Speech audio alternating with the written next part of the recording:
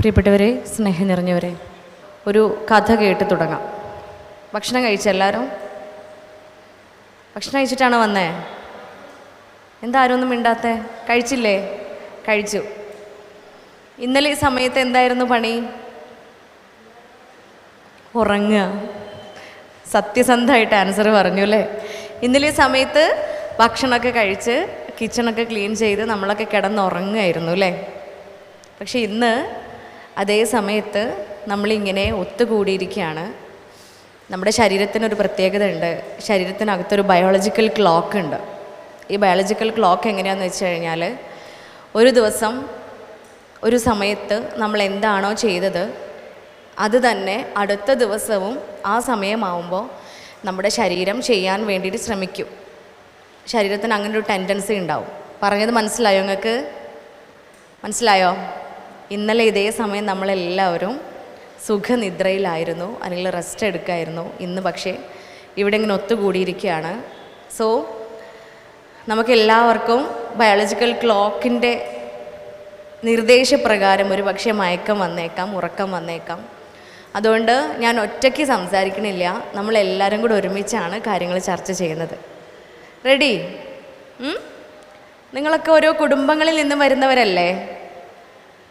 കുടുംബമില്ല എല്ലാവർക്കും?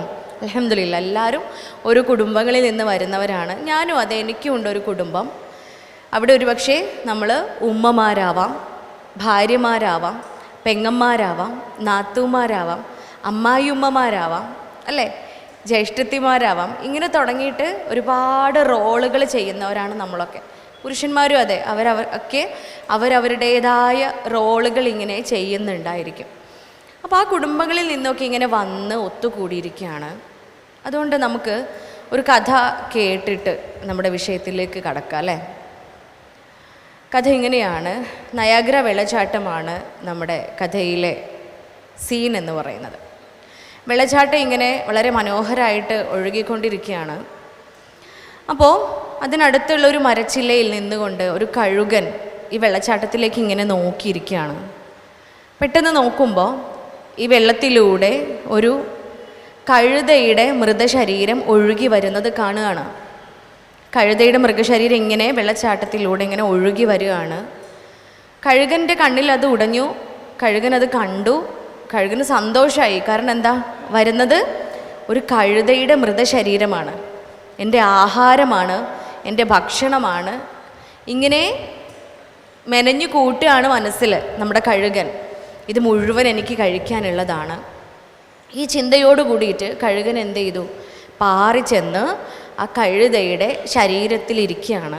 ശരീരത്തിലിരിക്കുമ്പോൾ വെള്ളച്ചാട്ടമാണ്, കുറച്ച് സമയം മാത്രമേ വെള്ളം ഒഴുകുകയുള്ളൂ. അത് കഴിഞ്ഞാൽ പിന്നെ അഗാധമായ ഗർത്തത്തിലേക്ക് അത് നിബന്ധിക്കും, അത് ചാടും. ആ വെള്ളച്ചാട്ടമായിട്ടത് മാറും. അതിൻ്റെ മുൻപേ കുറച്ച് സമയം മാത്രമാണ് മുന്നിലുള്ളത്. ഈ സമയത്തിനുള്ളിൽ ആ കഴുതയുടെ ശരീരത്തിൽ നിന്നും പറ്റാവുന്ന അത്രയും മാംസം എനിക്ക് കഴിക്കണം. ഇതാണ് ഈ കഴുകൻ്റെ മനസ്സിലുള്ള ആഗ്രഹം. ഈ ആഗ്രഹം വെച്ചിട്ട് കഴുതയുടെ ശരീരത്തിൽ പോയി ഇരുന്നു. അങ്ങനെ കൊത്തി തിന്നാൻ തുടങ്ങി. കൊത്തി തിന്നുന്നതിൻ്റെ ആഴത്തിൽ ആ സമയത്തിനിടക്ക് തൻ്റെ കയ്യിലുള്ള നഖങ്ങൾ, മൂർച്ചയേറിയ നഖങ്ങൾ ഈ കഴുതയുടെ ശരീരത്തിനുള്ളിലേക്ക് ആഴ്ന്നിറങ്ങി. അങ്ങനെ ശരീരം ഇങ്ങനെ പോയി വെള്ളച്ചാട്ടത്തിലേക്ക് നിബന്ധിക്കാനിരിക്കുകയാണ്. അപ്പോൾ നേരത്തെ കൂട്ടിയിട്ട് ഈ കഴുതയുടെ മനസ്സിൽ, ഈ കഴുകൻ്റെ മനസ്സിൽ ആഗ്രഹമുണ്ട്. എന്താണ്? വെള്ളച്ചാട്ടത്തിലേക്ക് വീഴുന്നതിൻ്റെ മുൻപേ തൻ്റെ നഖങ്ങൾ വേർപ്പെടുത്തി തനിക്ക് വിശാലമായ ചിറകുകളുണ്ട്. എത്ര ഉയരത്തിലേക്കും പറക്കത്തക്ക രീതിയിൽ അത്രയും ദൃഢമായ, ബലമുള്ള, കഴിവുള്ള ചിറകുകൾ തനിക്ക് തന്നിട്ടുണ്ട്. അതുകൊണ്ട് തന്നെ ആ ചിറകുകൾ ഉപയോഗിച്ച് പറന്ന് രക്ഷപ്പെടാമെന്ന മുൻവിധിയോട് കൂടിയിട്ട് തന്നെയാണ്, ആ ഒരു ആത്മവിശ്വാസത്തോടു കൂടി തന്നെയാണ് കഴുകൻ കഴുതയുടെ ശരീരത്തിൽ അള്ളിപ്പിടിച്ച് ഇരുന്നതും ഭക്ഷിക്കാൻ തുടങ്ങിയതും. അങ്ങനെ ഒഴുകി ഒഴുകി ഈ കഴുതയുടെ മൃതശരീരം വെള്ളച്ചാട്ടത്തിലെ ആഴങ്ങളിലേക്ക് നിബന്ധിക്കുകയാണ്. തൻ്റെ ചിറകുകൾ ഇട്ടടിക്കാൻ തുടങ്ങി. കഴുകൻ പാറി അകലനം, രക്ഷപ്പെടണം. ചിറകുകൾ ഇട്ടടിക്കാൻ തുടങ്ങി. പക്ഷേ സാധിക്കുന്നില്ല. കാരണം എന്താണ്? ഈ മാംസം കൊത്തി തിന്നുന്നതിൻ്റെ ആഴത്തിൽ, ആ ശ്രദ്ധയിൽ തൻ്റെ മൂർച്ചയേറിയ നഖങ്ങൾ ആ മാംസത്തിലൂടെ ഉള്ളിലേക്ക് കയറി കഴുതയുടെ വാരിയെല്ലുകൾക്കുള്ളിൽ അള്ളിപ്പിടിച്ചിട്ടുണ്ടായിരുന്നു. കോർത്തിണങ്ങി ആണ് ചേർന്നിരുന്നത്. അതുകൊണ്ട് തൻ്റെ നഖങ്ങളെ അവയ്ക്കുള്ളിൽ നിന്ന് വേർപിരിപ്പിക്കാൻ സാധിച്ചില്ല. എന്താ സംഭവിച്ചത്?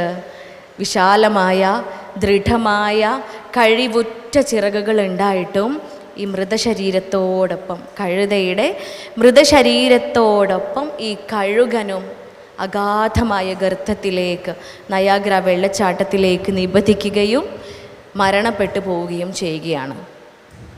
നോക്കൂ, ഇതൊരു കഥയാണല്ലേ, അല്ലേ? ഈ കഥ കേട്ട് കഴിയുമ്പോൾ എനിക്കും നിങ്ങൾക്കൊക്കെ നമ്മുടെയൊക്കെ ജീവിതവുമായിട്ട് ഇങ്ങനെ കണക്റ്റ് ചെയ്യാൻ സാധിക്കുന്നൊരു കഥയാണിത്, അല്ലേ? നമ്മളൊക്കെ ഈ ഭൂമിയിൽ ജനിച്ചു. അള്ളാഹുവിൻ്റെ വിധിപ്രകാരം, ദൈവവിധിപ്രകാരം നമ്മളെല്ലാവരും ഈ ഭൂമിയിൽ ജനിക്കുകയാണ്. നമ്മുടെ ഒന്നും തീരുമാനമായിരുന്നില്ല, നമ്മുടെ ഒന്നും ജനനം പോലും നമ്മുടെ ആരുടെയും തീരുമാനപ്രകാരമായിരുന്നില്ല സംഭവിച്ചത്. അങ്ങനെ നമ്മൾ ജീവിക്കുകയാണ്. ഈ ജീവിതത്തിനിടയിൽ ഒരുപാട് സംഭവങ്ങൾ നമ്മുടെ ജീവിതത്തിൽ ഉണ്ടായി. ഒരുപാട് ഘട്ടങ്ങളിലൂടെ നമ്മളൊക്കെ ഇങ്ങനെ കടന്നുപോയി. ഇപ്പോൾ നമ്മൾ ആ ഘട്ടങ്ങളിലെ ഏതൊക്കെയോ കുറേ ഘട്ടങ്ങൾ ഇങ്ങനെ ആസ്വദിച്ചു കൊണ്ടിരിക്കുകയാണ്, ജീവിച്ചു കൊണ്ടിരിക്കുകയാണ്. ആ ഘട്ടങ്ങളാണ് നേരത്തെ നമ്മൾ പറഞ്ഞതല്ലേ. അവിടെ നമ്മൾ ഉമ്മയാകാം, ഉപ്പയാകാം, ജ്യേഷ്ഠനാവാം, ജ്യേഷ്ഠത്തിയാവാം, അനുജനാവാം, അനുജത്തിയാവാം, മകനാവാം, മകളാവാം. ഇങ്ങനെ ഒരുപാട് റോളുകൾ, ഒന്നല്ല ഒരൊറ്റ റോളല്ല നമ്മൾ ആരും ആസ്വദിച്ചു കൊണ്ടിരിക്കുന്നത്, അല്ലേ? ഒരുപാട് റോളുകൾ ഒരുപോലെ ആസ്വദിച്ചു കൊണ്ടിരിക്കുന്ന മനുഷ്യന്മാരാണ് നമ്മളൊക്കെ. ഇവിടെയൊക്കെ ഈ ഓരോ ഡ്യൂട്ടിയിലും ഓരോ മനുഷ്യന്മാർക്കിടയിലും തമ്മിലുള്ള ബന്ധങ്ങൾക്കിടയിൽ എപ്പോഴും സന്തോഷവും സമാധാനവും സംതൃപ്തിയും കണ്ടെത്താനാണ് നമ്മളൊക്കെ ആഗ്രഹിക്കുക, അല്ലേ? ഞാനൊരാളെ പരിചയപ്പെട്ട് കഴിഞ്ഞാൽ ആദ്യം അയാളുടെ അടുത്ത് എന്താ പറയുക? ഞാനൊരു മുസ്ലിം മതവിശ്വാസി ആയതുകൊണ്ട് എൻ്റെ മതവിശ്വാസ പ്രകാരം എന്താ പറയുക? ഞാൻ സലാം പറയൂ, അല്ലേ? അസ്സലാമു അലൈക്കും എന്ന് പറയും. അഥവാ അയാൾക്ക് സമാധാനത്തെ ഞാൻ വിഷയാണ്, സമാധാനം ഉണ്ടാവേണമേ എന്ന് ഞാൻ ആശംസിക്കുകയാണ്. തിരിച്ചും എനിക്കും സമാധാനം ഉണ്ടാവട്ടെ എന്നാണ് അവിടെ ആശംസിക്കുന്നത്. ഇനി സലാം പറയാത്ത ഒരാൾ എന്താ പറയുക? സലാം പറയാൻ ആഗ്രഹിക്കാത്ത ഒരാൾ എന്ത് ചോദിക്കും? ഒരാളെ കണ്ടുമുട്ടുമ്പോൾ എന്താ നമ്മൾ ചോദിക്കുക? എന്താ ചോദിക്കുക? ആദ്യം തന്നെ ഭക്ഷണം കഴിച്ചോ എന്നാണോ ചോദിക്കുക? ആ, വെരി ഗുഡ്, സുഖമാണോ എന്ന് ചോദിക്കും, അല്ലേ? അല്ലേ? നമ്മൾ ആദ്യമായിട്ട് ഒരാളെ കാണുമ്പോൾ, നമ്മൾ നേരത്തെ പരിചയമുള്ള ഒരാളെ നമ്മൾ പെട്ടെന്നൊരു ദിവസം കാണുന്ന സമയത്ത് നമ്മൾ സുഖമാണോ എന്ന് ചോദിക്കും. എന്താ ചോദിക്കുന്നേ? സുഖമാണോ? ഗുരുവായൂർ ആരെങ്കിലും ദുഃഖമാണോ എന്ന് ചോദിക്കാറുണ്ടോ? ഉണ്ടോ? ഉണ്ടോ? ഇല്ല, അല്ലേ? നമ്മൾ ചോദിക്കൂല. ദുഃഖമാണോ എന്ന് നമ്മൾ ചോദിക്കൂല. പക്ഷെ അവിടെ വ്യക്തമാണ്, സുഖത്തോടൊപ്പം മനുഷ്യനാണോ ചെറിയ ദുഃഖങ്ങളൊക്കെ ഉണ്ടാവും, അല്ലേ? മനുഷ്യന്മാരാണ് നമ്മളൊക്കെ. സുഖ ദുഃഖ സമ്മിശ്രമാണ് നമ്മുടെയൊക്കെ ജീവിതം എന്ന് പറയുന്നത്. അതൊക്കെ അറിയാമെങ്കിലും നമ്മൾ ദുഃഖമാണോ എന്ന് ചോദിക്കാറില്ല. ദുഃഖമുണ്ടോ എന്ന് നമ്മൾ ഒരിക്കലും ഒരാളെ കാണുമ്പോൾ ചോദിക്കില്ല. നമ്മൾ എന്തിനാഗ്രഹിക്കുന്നത്? നമ്മുടെ മനസ്സിൻ്റെ ആഗ്രഹം എന്താണ്? എപ്പോഴും സുഖമാവണം, എപ്പോഴും സന്തോഷമാവണം, എപ്പോഴും സംതൃപ്തമാവണം ജീവിതം. ഈ ഒരു ആഗ്രഹം മനസ്സിലുള്ളത് കൊണ്ട് തന്നെയാണ് നാമുമായിട്ട് ബന്ധമുള്ള ഒരാളെ കണ്ടുമുട്ടുന്ന വേളകളിലൊക്കെ സുഖമാണോ എന്ന് ചോദിക്കുന്നത്. തിരിച്ചും എന്താ ചോദിക്കുക? നിനക്കോ, അല്ലേ? നിനക്കോ, അല്ലെങ്കിൽ നിങ്ങൾക്കോ, താങ്കൾക്കോ എന്നുള്ള മറു ചോദ്യമാണ് അവിടെ വരുന്നത്. അതിന് നമ്മൾ ഉത്തരം പറയുന്നത് എന്താ? ഒന്നുകിൽ അൽഹംദുലില്ലാ എന്ന് പറയും, അല്ലേ? അൽഹംദുലില്ലാ, അള്ളാഹുവിന് നന്ദി, എന്നെ സൃഷ്ടിച്ച എൻ്റെ ദൈവത്തിന് നന്ദി, എനിക്ക് സുഖമാണ് എന്നതാണ് അതിൻ്റെ അർത്ഥം. ഇവിടെയൊക്കെ വ്യക്തമാക്കുന്നത് മറ്റൊന്നുമല്ല, ഒരേ ഒരു കാര്യമാണ്. അതെന്താ? നമ്മളൊക്കെ ആഗ്രഹിക്കുന്നത് ഈ ഭൂമിയിലുള്ള ജീവിതം സൗഖ്യമേറിയ ജീവിതമാവണം, സുഖമുള്ള ജീവിതമാകണം, അല്ലേ? ആരോഗ്യമുള്ള ജീവിതമാവണം. എന്താണ് ആരോഗ്യം എന്ന് പറഞ്ഞാൽ?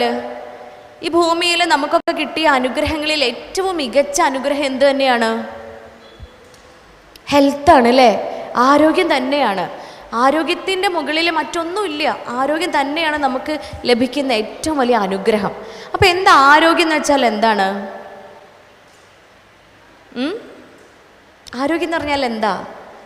മുട്ടുവേദനയും ഊരവേദനയും ഷുഗറും പ്രഷറും കൊളസ്ട്രോളും തൈറോയിഡും ഒന്നുമില്ല. സോ എനിക്ക് ആരോഗ്യമുണ്ട് നമ്മൾ പറയുമോ? കുറച്ചൊക്കെ പറയാം അല്ലേ? ഇല്ലേ? പക്ഷെ ഉണ്ടല്ലോ, ആരോഗ്യത്തിന് ഒരു ഡെഫിനിഷൻ ഉണ്ട്.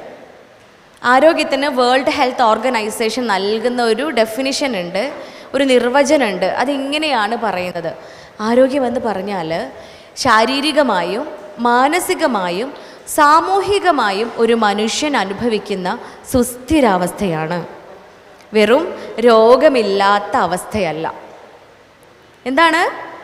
Health is physical, mental and social wellbeing, not merely the absence of diseases എന്നാണ് വേൾഡ് ഹെൽത്ത് ഓർഗനൈസേഷൻ പറയുന്നത്. അപ്പോൾ നമ്മൾ ആലോചിക്കണം അല്ലേ, എന്തൊക്കെയാണ് ആരോഗ്യത്തിന് കൊടുത്ത ഡെഫിനിഷൻ? ശരീരം കൊണ്ടും മനസ്സുകൊണ്ടും നമ്മുടെ സാമൂഹിക അവസ്ഥ കൊണ്ടും നമ്മളെല്ലാവരും എപ്പോഴും ആരോഗ്യവാനായിരിക്കുക, രോഗമില്ലാത്ത അവസ്ഥയിലിരിക്കുക എന്നതാണ്. അപ്പോൾ ശരീരം കൊണ്ട് മാത്രം നേരത്തെ പറഞ്ഞ പോലെ മുട്ടുവേദനയില്ല, ഊരവേദനയില്ല, കാലുവേദനയില്ല, ഒരു ശാരീരിക പ്രശ്നങ്ങളും ഇല്ല, ആരോഗ്യവതി എന്ന് പറയാൻ പറ്റൂല അല്ലേ? ആരും കൂടെ ആരോഗ്യവാനാവണം, മനസ്സും കൂടെ ആരോഗ്യവാനാവണം, നമ്മുടെ മനസ്സും കൂടെ സംതൃപ്തമാവണം. അപ്പോഴാണ് ഞാൻ ഹെൽത്തി ആണോ, ഞാൻ ആരോഗ്യവതിയാണോ, ആരോഗ്യവാനാണോ എന്ന് പൂർണ്ണമായി നമുക്ക് പറയാൻ പറ്റുള്ളൂ. ഒരു മനുഷ്യൻ ശരീരം കൊണ്ടും മനസ്സുകൊണ്ടും പൂർണ്ണ ആരോഗ്യവാനായി തീരുമ്പോൾ, പൂർണ്ണ ആരോഗ്യവതിയായി തീരുമ്പോൾ, ആ മനുഷ്യനിലൂടെ ഓരോ മനുഷ്യന്മാരും നന്നാവുന്നതിലൂടെ ഒരു കുടുംബം മുഴുവൻ നന്നാവുകയും ആ കുടുംബം ഉൾക്കൊള്ളുന്ന ഒരു സമൂഹം മുഴുവനായും നന്നാവുകയും ചെയ്യും. ഈ കാലഘട്ടത്തിൽ നിങ്ങളോട് ചോദിക്കാനുള്ളത് എന്താണെന്ന് വെച്ചാൽ, ഈ കാലഘട്ടത്തിൽ നാം ഓരോരുത്തരും നന്നാവുന്നതിന്, അല്ലെങ്കിൽ നമ്മുടെ കുടുംബം നന്നാവുന്നതിന്, അതിലൂടെ നമ്മുടെ ഒരു സമൂഹം മുഴുവൻ നന്നാവുന്നതിൽ എന്തെങ്കിലും പ്രസക്തി ഉണ്ടോ? പ്രസക്തമാണോ ആ ഒരു ചോദ്യം? അല്ലെങ്കിൽ ആ ഒരു കാര്യം, നന്നാവുക എന്ന് പറയുന്ന ആ ഒരു കാര്യം നമ്മുടെ ഉള്ളിൽ പ്രസക്തമായൊരു കാര്യമാണോ? അതോ അപ്രസക്തമാണോ? പ്രസക്തമാണെങ്കിൽ നമുക്കതിനെക്കുറിച്ച് ചർച്ച ചെയ്താൽ മതി അല്ലേ? പ്രസക്തമാണോ? എന്തുകൊണ്ട്? നമ്മുടെയൊക്കെ സാമൂഹിക അവസ്ഥ ഇപ്പം എന്താണ്? നമ്മുടെയൊക്കെ സമൂഹത്തിൻ്റെ അവസ്ഥ ഇപ്പം എന്താണ്? വളരെ സമാധാനമാണോ? ഗുരുവായൂരുള്ള അന്തരീക്ഷമൊക്കെ എങ്ങനെയാ? വളരെ സന്തോഷമാണ് അല്ലേ? നമ്മളൊക്കെ വീടുകളിൽ വളരെ സന്തോഷമാണ്. പത്രത്താളുകൾ എടുത്ത് നോക്കിയാൽ, അല്ലെങ്കിൽ നമ്മളെ മൊബൈൽ ഫോണിലുള്ള സോഷ്യൽ മീഡിയാസൊക്കെ തുറന്ന് നോക്കിയാൽ വളരെ സന്തോഷം തരുന്ന വാർത്തകളാണ് നമ്മൾ എപ്പോഴും കാണുന്നത്. ആണോ? അല്ല. അത് തന്നെയാണ് ഇത്തരം ഒത്തുകൂടലുകളുടെയും ഇത്തരം ചർച്ച ചെയ്യലുകളുടെയും ഇത്തരം കൂടിച്ചേരലുകളുടെയും ഒക്കെ പ്രാധാന്യം എന്ന് പറയുന്നത് അത് തന്നെയാണ്. നമ്മൾ വെറുതെ ഒന്ന് ഒരുമിച്ച് കൂടി കുറച്ച് സമയം ഇവിടെ ചെലവഴിച്ച് പോവുക എന്നുള്ളതല്ല. ഇത്ര ദൂരം സഞ്ചരിച്ച് വരുന്നുണ്ടെങ്കിൽ അവിടെ എന്തെങ്കിലും ഒരു സതുദ്ദേശം ഉണ്ടാവും അല്ലേ? നമുക്കറിയാവുന്ന, നിങ്ങൾക്ക് എനിക്കൊക്കെ അറിയാവുന്ന പല കാര്യങ്ങളും പരസ്പരം ഇങ്ങനെ പങ്കുവെച്ചുകൊണ്ട് അവയിൽ നിന്നും എന്തെങ്കിലുമൊക്കെ നമുക്ക് നമ്മുടെ ജീവിതത്തിൽ പ്രാവർത്തികമാക്കാൻ സാധിക്കുമെങ്കിൽ അത് ചെയ്യുക എന്നത് തന്നെയാണ് അൾട്ടിമേറ്റ് ലക്ഷ്യം എന്ന് പറയുന്നത്. നോക്കൂ, അപ്പോൾ ഒരു മനുഷ്യൻ നന്നാവുക, അതിലൂടെ കുടുംബം നന്നാവുക എന്നത് തന്നെയാണ് നമുക്ക് ഏറ്റവും പ്രാധാന്യം അർഹിക്കുന്ന കാര്യം. ഈ കുടുംബത്തിൽ ഒരു കുടുംബം ഉണ്ടാവുക എന്ന് പറയുന്നത് ഒരാണിൽ നിന്നും പെണ്ണിൽ നിന്നുമാണ്. വ്യത്യസ്തരായ രണ്ട് പേര്, അല്ല, ആണും പെണ്ണും വ്യത്യസ്തരായ രണ്ട് പേര് വിവാഹം എന്ന് പറയുന്ന പവിത്രമായ കർമ്മത്തിലൂടെ ഒന്നു ചേരുകയാണ്. വിവാഹം എന്ന് പറഞ്ഞാൽ വിശുദ്ധമാക്കപ്പെട്ട വാഹനം എന്നാണ് അർത്ഥം. അതായത് വിശുദ്ധമായതിനെയാണ് വഹിച്ചു കൊണ്ടുപോകുന്നത്. പണ്ടൊരിക്കൽ എവിടെയോ വായിച്ചൊരു ഓർമ്മയുണ്ട്, ദാമ്പത്യ ജീവിതം എന്ന് പറയുന്നത്, വിവാഹ ജീവിതം എന്ന് പറയുന്നത് കാളവണ്ടി പോലെയാണ് എന്ന്. നല്ല ഉപമ അല്ലേ? നിങ്ങളൊക്കെ ചിരിക്കണം കാളവണ്ടി എന്ന് പറഞ്ഞപ്പോൾ. കാളവണ്ടി കണ്ടിട്ടുണ്ടോ? ഒരുപക്ഷെ ഇപ്പോഴത്തെ കുട്ടികളൊന്നും കണ്ടിട്ടുണ്ടാവില്ല. നിങ്ങളൊക്കെ കണ്ടതല്ലേ കാളവണ്ടി? ഇവിടെ ഗുരുവായൂർ കാളവണ്ടി എന്ന് തന്നെയല്ലേ അതിന് പറയുക? ആണല്ലോ അല്ലേ? ഞങ്ങളുടെ മലപ്പുറത്ത് അതങ്ങനെയാണ് പറയേ. ഈ കാളവണ്ടി എങ്ങനെയാ? രണ്ട് കാളകൾ ഉണ്ടാവും, അതിൻ്റെ പിറകിൽ ഒരു വണ്ടിയും കണക്ട് ചെയ്തിട്ടുണ്ടാവും അല്ലേ കാളകളോട്. ഈ കാളകളെ മേച്ച് കൊണ്ടുപോകുന്ന ആൾ എങ്ങനെയാണ് അവയെ കൊണ്ടുപോവുക? രണ്ടുപേരും, ഈ രണ്ട് കാളകളും ഒരേ ദൃഷ്ടിയായിരിക്കണം, ഒരേ സ്ഥലത്തേക്ക് നോക്കണം. അതിലൊരു കാളയുടെ ദൃഷ്ടി അങ്ങോട്ടോ ഇങ്ങോട്ടോ ആയിക്കഴിഞ്ഞാൽ ഒരുപക്ഷെ അതിനടിക്കും അല്ലേ? അതിനെ വേദനിപ്പിച്ചിട്ട് അതിൻ്റെ ദൃഷ്ടി രണ്ടുപേരുടെയും ദൃഷ്ടി ഒരേ ഭാഗത്തേക്ക്, രണ്ടുപേരുടെയും നോട്ടം ഒരേ ഭാഗത്തേക്ക് ആക്കി വയ്ക്കും. ഇതെന്തിനു വേണ്ടിയിട്ടാ? അവരുടെ ദൃഷ്ടി, ഒരാളുടെ ദൃഷ്ടി അവിടെ നിന്ന് മാറിക്കഴിഞ്ഞാൽ, ഒരാളുടെ നോട്ടം മാറിക്കഴിഞ്ഞാൽ അത് ദിശ മാറിപ്പോവും. ആ വണ്ടി വഴി തെറ്റിപ്പോവും. അല്ലെങ്കിൽ റോഡിലൂടെ പോകുമ്പോൾ അതിൻ്റെ ചക്രങ്ങൾ ഒരു പക്ഷേ യഥാമാർഗത്തിലൂടെ സഞ്ചരിക്കാതെ അത് അടി തെറ്റി ഒരു പക്ഷേ വീണേക്കാം. ഇതുകൊണ്ടാണ് ഈ രൂപത്തിൽ മേയിച്ച് കൊണ്ടുപോകുന്നത്. ഇതുപോലെയാണ് കുടുംബജീവിതത്തിലെ ഇണകൾ എന്ന് വായിച്ച ഒരു ഓർമ്മയുണ്ട്. ചിന്തിച്ചു കഴിഞ്ഞപ്പോൾ ശരിയാണല്ലേ. ഇണകൾ രണ്ടുപേരും, ഈ വിശുദ്ധമാക്കപ്പെട്ട വാഹനത്തിലുള്ള ഈ രണ്ടുപേരും ഒരേ സ്ഥലത്തേക്ക് നോക്കി ഒരേ ലക്ഷ്യത്തോടു കൂടിയിട്ട് ഒരേ കിനാവുകളും സ്വപ്നങ്ങളും കണ്ടുകൊണ്ട് മുന്നോട്ട് പോകുമ്പോൾ ആ ചങ്ങലയുടെ ബാക്കി കണ്ണികൾ, കുടുംബം എന്ന് പറയുന്ന ആ ചങ്ങലയുടെ ബാക്കി കണ്ണികളെല്ലാം ഏറ്റവും ദൃഢമുള്ളതായിരിക്കും. ആദ്യത്തെ രണ്ട് കണ്ണി എത്രത്തോളം ദൃഢമാണോ അത്രയേറെ ദൃഢമായിരിക്കും അതിൻ്റെ പിറകെ വരുന്ന മറ്റെല്ലാ കണ്ണികളും. ഈ ദാമ്പത്യമാകുന്ന ഈ ബന്ധത്തിൻ്റെ എല്ലാ അന്തസത്തയും എല്ലാ സ്വപ്നങ്ങളും കിനാവുകളും അതുപോലെ യാഥാർത്ഥ്യമാക്കുന്നതാണ് നമ്മുടെ മക്കൾ.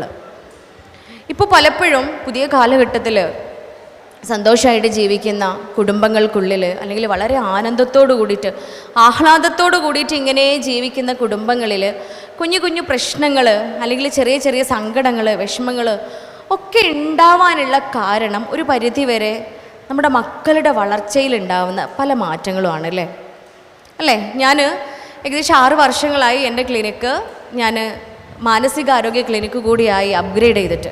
അന്ന് മുതൽ ഒരുപാട് കേസുകൾ ഞാൻ എൻ്റെ ക്ലിനിക്കിൽ കാണുന്നുണ്ട്.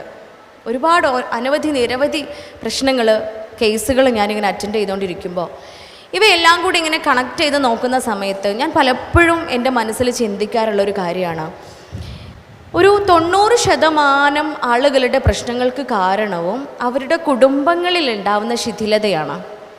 അവരുടെയൊക്കെ കുടുംബ ബന്ധങ്ങൾക്കുള്ളിൽ ഉണ്ടാവുന്ന പ്രശ്നങ്ങളാണ്. ഒരു പക്ഷേ മക്കളിൽ ഉണ്ടാവുന്ന, നമ്മൾ ആഗ്രഹിച്ചതുപോലെ, നമ്മൾ സ്വപ്നം കണ്ടതുപോലെ, കിനാവ് കണ്ടതുപോലെ, നമ്മുടെ പ്രതീക്ഷയ്ക്ക് അനുസരിച്ച് അല്ലെങ്കിൽ പ്രതീക്ഷയിൽ നിന്നും ചെറിയ ചെറിയ മാറ്റങ്ങളൊക്കെ സംഭവിക്കുമ്പോൾ അവിടെ ചെറിയ വേദനകൾ ഉണ്ടാവാൻ തുടങ്ങും അല്ലേ.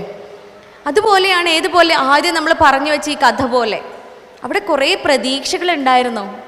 നമ്മുടെ കഴുകന് ഒരുപാട് പ്രതീക്ഷകളോട് കൂടിയിട്ടാണ് അത്രയും വലിയൊരു സാഹസികമായ കാര്യത്തിന് ഇറങ്ങിത്തിരിച്ചത് അല്ലേ. ആ ശരീരത്തിലിരിക്കുമ്പോൾ ഒരുപാട് പ്രതീക്ഷ ഉണ്ടായിരുന്നു. എനിക്ക് പറ്റാവുന്ന അത്രയും മാംസം ഭക്ഷിച്ചിട്ട് പറന്നകലാം, ഉയരങ്ങളിലേക്ക് പറന്നകലാം എന്ന പ്രതീക്ഷയായിരുന്നു അവിടെ ഉണ്ടായിരുന്നത്. പക്ഷേ ആ നിമിഷമായപ്പോഴത്തേക്കും സാധ്യമല്ലാതെ വരികയാണ് ചെയ്തത്. അതുപോലെയാണ് നമ്മുടെയൊക്കെ ജീവിതം. നമ്മൾ പ്രതീക്ഷയിലാണ്. നമുക്കിടയിലുള്ള ഈ ബന്ധങ്ങളെക്കുറിച്ചൊക്കെ നമുക്ക് ഒരുപാട് പ്രതീക്ഷകളുണ്ട്. ഇണകൾക്കിടയിൽ പറഞ്ഞാൽ തീരാത്ത അത്രയും പ്രതീക്ഷകളുണ്ട്. എൻ്റെ ഭർത്താവ് എങ്ങനെയാവണം, എൻ്റെ ഭാര്യ എങ്ങനെയാവണം അല്ലേ. ഈ പ്രതീക്ഷകളുടെയൊക്കെ മലയുടെ മുകളിൽ കയറി നിൽക്കുകയാണ് നമ്മളൊക്കെ. അവസാനം ആ പ്രതീക്ഷയിൽ ചെറിയ ചെറിയ മാറ്റങ്ങൾ സംഭവിക്കുമ്പോൾ, അല്ലെങ്കിൽ ആ പ്രതീക്ഷയ്ക്ക് ഒത്ത് ഒരാൾക്ക് ഉയരാൻ സാധിക്കാതെ വരുമ്പോൾ, ആ പ്രതീക്ഷയ്ക്ക് അനുസരിച്ച് മറ്റൊരാൾ ആവാതെ ആവുമ്പോൾ അവിടെ നിരാശ വരികയാണ്. അവിടെയാണ് നമ്മൾ മനസ്സിലാക്കേണ്ടത്, നമുക്കൊക്കെ വീടുണ്ട്, അൽഹംദുലില്ലാ. നമ്മളൊക്കെ വീട് വെച്ചവരാണ്, വീട് കാണുന്നവരാണ്. ഒരു വീട് ഉണ്ടാക്കാൻ എന്തൊക്കെയാണ് വേണ്ടത്? വീടുണ്ടാക്കാൻ എന്തൊക്കെയാണ് വേണ്ടേ? കല്ല് വേണം, സിമൻറ്റ് വേണം, മണൽ വേണം, കമ്പി വേണം ഇല്ലേ. ഇതൊക്കെ ഒരേ അളവിലാണോ വേണ്ടത്? അല്ല, ഇതെല്ലാം വ്യത്യസ്തങ്ങളായ അളവിൽ വ്യത്യസ്തങ്ങളായ സമയങ്ങളിൽ കൂട്ടിച്ചേർത്തുകൊണ്ടാണ് ഏറ്റവും ശക്തിയുള്ള ഒരു വീട് അല്ലെങ്കിൽ ഒരു ബിൽഡിങ് നമ്മൾ ഉണ്ടാക്കിയെടുക്കുക. എല്ലാത്തിൻ്റെയും അളവിൽ മാറ്റമുണ്ട്. ഓരോന്നിൻ്റെ റോള് വ്യത്യസ്തമാണ് അല്ലേ. അപ്പോഴാണ് മനോഹരമായൊരു വീട്, സൗകര്യമുള്ള ഒരു വീട്, അല്ലെങ്കിൽ നമുക്കൊരു ഷെൽട്ടർ അവിടെ ഉണ്ടാവുക അപ്പോൾ മാത്രമാണ്. അതുപോലെ തന്നെയാണ് കുടുംബം. ആ കുടുംബത്തിനുള്ളിൽ ഓരോരുത്തർക്കും ഓരോ റോളാണ്, ഓരോരുത്തർക്കും ഓരോ ഡ്യൂട്ടിയാണുള്ളത്. അതൊരു പക്ഷേ നമ്മുടെ പ്രതീക്ഷ അനുസരിച്ച് ആയിക്കൊള്ളണമെന്നില്ല കൂടെയുള്ള ആൾ ആയിത്തീരുന്നത്. അവസാനം ഈ പ്രതീക്ഷക്കൊത്താവാതെ വരുമ്പോൾ ഉണ്ടാവുന്നൊരു നിരാശയുണ്ട്. ആ നിരാശയല്ലേ ഇന്ന് നമ്മൾ സമൂഹത്തിൽ കണ്ടുവരുന്ന ഒട്ടുമിക്ക പ്രശ്നങ്ങൾക്കും കാരണം. എൻ്റെ പ്രതീക്ഷയ്ക്കനുസരിച്ച് ആളായിട്ടില്ല. ഈ പ്രതീക്ഷകൾ എല്ലാവരും ഒരുപോലെ പ്രതീക്ഷയർപ്പിക്കുന്ന ആളുകളാണ് നമ്മുടെ മക്കൾ. ഒരുപക്ഷെ ഭർത്താവിന് ഭാര്യയോടും ഭാര്യയ്ക്ക് ഭർത്താവിനോടും മാത്രമേ പ്രതീക്ഷ ഉണ്ടാവുള്ളൂ. പക്ഷെ മക്കൾ അങ്ങനെയല്ല. ഭാര്യയും ഭർത്താവും വീട്ടിലുള്ള എല്ലാ അംഗങ്ങളും, അമ്മയും അച്ഛനും മുത്തശ്ശിയും മുത്തശ്ശനും എല്ലാവരും ഒരുപോലെ പ്രതീക്ഷ അർപ്പിക്കുന്നവരാണ് നമ്മുടെ മക്കൾ. എല്ലാ വൃക്ഷങ്ങളും നമുക്ക് ഫലങ്ങൾ നൽകുന്നുണ്ട്. പക്ഷേ മനുഷ്യൻ്റെ മനസ്സ് നൽകുന്ന ഫലങ്ങളാണ് നമ്മുടെ മക്കൾ എന്നാണ് പ്രവാചകൻ, അള്ളാഹുവിൻ്റെ പ്രവാചകൻ മുഹമ്മദ് മുസ്തഫ സ്വല്ലല്ലാഹു അലൈഹി വസല്ലമ പറഞ്ഞു വെച്ചിട്ടുള്ളത് അല്ലേ. ഒരിക്കൽ വൈക്കം മുഹമ്മദ് ബഷീർ പറഞ്ഞു വെച്ചൊരു വരിയാണ്, നമ്മുടെ മക്കൾ എന്ന് പറയുന്നത് വേലിയിൽ വിളയുന്ന, വേലിക്കരികിൽ വിളയുന്ന വിള പോലെയാണ്. എന്താണ്? അവിടെ നമ്മൾ ആ വിളയെ സംരക്ഷിക്കാൻ വേണ്ടിയിട്ട്, കന്നുകാലികളിൽ നിന്നുമൊക്കെ ആ വിളയെ സംരക്ഷിക്കാൻ വേണ്ടിയിട്ട് വടി പിടിച്ച് നിൽക്കേണ്ടി വരുമെന്നാണ് വൈക്കം മുഹമ്മദ് ബഷീർ നമ്മെ ഓർമ്മിപ്പിക്കുന്നത്. അതുപോലെ തന്നെയാണല്ലേ നമ്മുടെ മക്കൾ. ശരിക്കും വേലിയിൽ വിളയുന്ന ആ വിളയ്ക്ക് ഒരു പ്രൊട്ടക്ഷനും ഇല്ല. അവിടെ ഒരാൾ കാവൽ നിന്നേ പറ്റൂ. അവിടെ ഒരാൾ കാവൽ നിൽക്കണം. ആ ചെടിയെ സംരക്ഷിക്കാൻ, ആ വിളയെ സംരക്ഷിക്കാൻ വടി പിടിച്ച് തന്നെ നിൽക്കേണ്ടി വരുമെന്ന ഓർമ്മപ്പെടുത്തൽ ഈ കാലഘട്ടത്തിൽ ഏറ്റവും പ്രസക്തമായ കാര്യമാണ്. കാരണം ഈ മക്കളുടെ തലച്ചോറ് വളരുന്നത് 7 വയസ്സ് വരെ മാത്രമാണ്. ഒരു മനുഷ്യൻ പൂർണ്ണമായ ചിന്താശേഷിയുള്ള, നമ്മുടെ ഇംഗ്ലീഷുകാർ പറയുന്ന പോലെ ലേഡീസ് ആൻഡ് ജെൻറ്റിൽമാൻ എന്ന് അവർ അഭിസംബോധന ചെയ്യുക അല്ലേ. ലേഡീസ് ജെൻറ്റിൽമാൻ, എപ്പോഴും നമ്മൾ പൂർണ്ണമായൊരു ലേഡി അല്ലെങ്കിൽ ജെൻറ്റിൽമാൻ ആയി മാറുക എന്ന് ചോദിച്ചു കഴിഞ്ഞാൽ നമ്മുടെ തലച്ചോറിന് ഒരുപാട് ഭാഗങ്ങളുണ്ട്. അതിൻ്റെ ഏറ്റവും ഫ്രണ്ടിലുള്ള ഭാഗമാണ് ഫ്രണ്ടൽ ലോബ്, തലച്ചോറിൻ്റെ ഫ്രണ്ടൽ ലോബ്. ആ ലോബാണ് തീരുമാനിക്കുന്നത് ഒരു മനുഷ്യൻ എപ്രകാരം ചിന്താശേഷിയുള്ള ആളായി തീരണം, അയാളുടെ യുക്തി എപ്രകാരം വളരണം, ഒരു പ്രതിസന്ധി ഘട്ടം വരുമ്പോൾ ഏത് രൂപത്തിൽ തീരുമാനങ്ങൾ എടുക്കണം, ആ സാഹചര്യങ്ങളെ ഏത് രൂപത്തിൽ പെരുമാറണമെന്ന യുക്തി ഉണ്ടാക്കുന്നത് ഈ ഫ്രണ്ടൽ ലോബാണ്. ഈ ഫ്രണ്ടൽ ലോബാണെങ്കിൽ പൂർണ്ണ വളർച്ച എത്തുക നമുക്ക് 25 വയസ്സാകുമ്പോഴത്തേനാണ്. 19 വയസ്സിനും 25 വയസ്സിനും ഇടയിലുള്ള സമയത്താണ് ഫ്രണ്ടൽ ലോബ് പൂർണ്ണ വളർച്ച എത്തുന്നത്. നമ്മൾ ആലോചിക്കണം, 18 വയസ്സ് കഴിഞ്ഞാൽ നമ്മളെ കുഞ്ഞുങ്ങളുടെ വളർച്ച പൂർത്തിയായിട്ടില്ല അല്ലേ? ആയോ? നമ്മളെ വളർത്തുക, മക്കളെ വളർത്തുക എന്ന് പറയുന്ന നമ്മുടെ ഡ്യൂട്ടി അവിടെ പൂർണ്ണമായിട്ടില്ല. കാരണം ഈ ഫ്രണ്ടൽ ലോബ് വളരുന്നത് 19 വയസ്സിനും 25 വയസ്സിനും ഇടയ്ക്കുള്ള സമയത്താണ്. ആ സമയം വരെ നമ്മൾ മക്കളെ വളർത്തിക്കൊണ്ടേയിരിക്കണം. വളർത്തുക എന്ന് പറഞ്ഞാൽ ഒരു മനുഷ്യൻ കാര്യങ്ങൾ ഗ്രഹിക്കുന്നത് 3 രീതിയിലൂടെയാണ്. ന്യൂറോ ലിംഗ്വിസ്റ്റിക് സയൻസ് പ്രകാരം 3 സൈക്കോളജി പറയുകയാണ് 3 രീതിയിലൂടെയാണ് കാര്യങ്ങൾ മനുഷ്യന്മാർ ഗ്രഹിക്കുക. അതിൽ ഒന്നാമത്തത് കണ്ടുകൊണ്ടാണ് എങ്കിൽ, രണ്ടാമത്തത് കേട്ടുകൊണ്ടാണ്, മൂന്നാമത്തെ കാര്യം അനുഭവിച്ചു കൊണ്ടുകൂടെയാണ്. പരിശുദ്ധ ഖുർആൻ പറയുന്നുണ്ട്, മനുഷ്യന്മാരെ ഒന്നും അറിയാത്തവനായിക്കൊണ്ടാണ് ദൈവം സൃഷ്ടിച്ചിട്ടുള്ളത് അല്ലേ. നമ്മൾ ഏത് മനുഷ്യന്മാരും ഈ ഭൂമിയിൽ ജനിച്ചു വീഴുന്നത് ഒന്നും അറിയാത്തവനായിക്കൊണ്ടാണ്. പക്ഷേ അവന് എന്ത് നൽകപ്പെട്ടു? കണ്ണും കാതും ഹൃദയവും നൽകപ്പെട്ടു, കാര്യങ്ങൾ ഗ്രഹിക്കാൻ വേണ്ടിയിട്ട്. ശരിയാണ് അല്ലേ? നമ്മളൊക്കെ കാര്യങ്ങൾ കണ്ടും കേട്ടും മനസ്സിലാക്കിയും പഠിക്കുന്നവരാണ്. നമ്മുടെ കുഞ്ഞുങ്ങൾ, വളർന്നു വരുന്ന നമ്മുടെ മക്കൾ ആരെയാ കേൾക്കുന്നത്? അയൽവക്കക്കാരെയോ ടീച്ചേഴ്സിനെയോ? അല്ല, മാതാപിതാക്കൾ തന്നെയാണ് അല്ലേ. ജനിച്ചു വീഴുന്ന കുഞ്ഞ് ആദ്യം കേൾക്കുന്നതും കാണുന്നതും മനസ്സിലാക്കുന്നതും ഒക്കെ ആ കുഞ്ഞിൻ്റെ കുടുംബത്തെയാണ്, ആ കുഞ്ഞിൻ്റെ അമ്മയെയും അച്ഛനെയുമാണ്, വീട്ടിലുള്ള ഓരോ അംഗങ്ങളെയുമാണ്.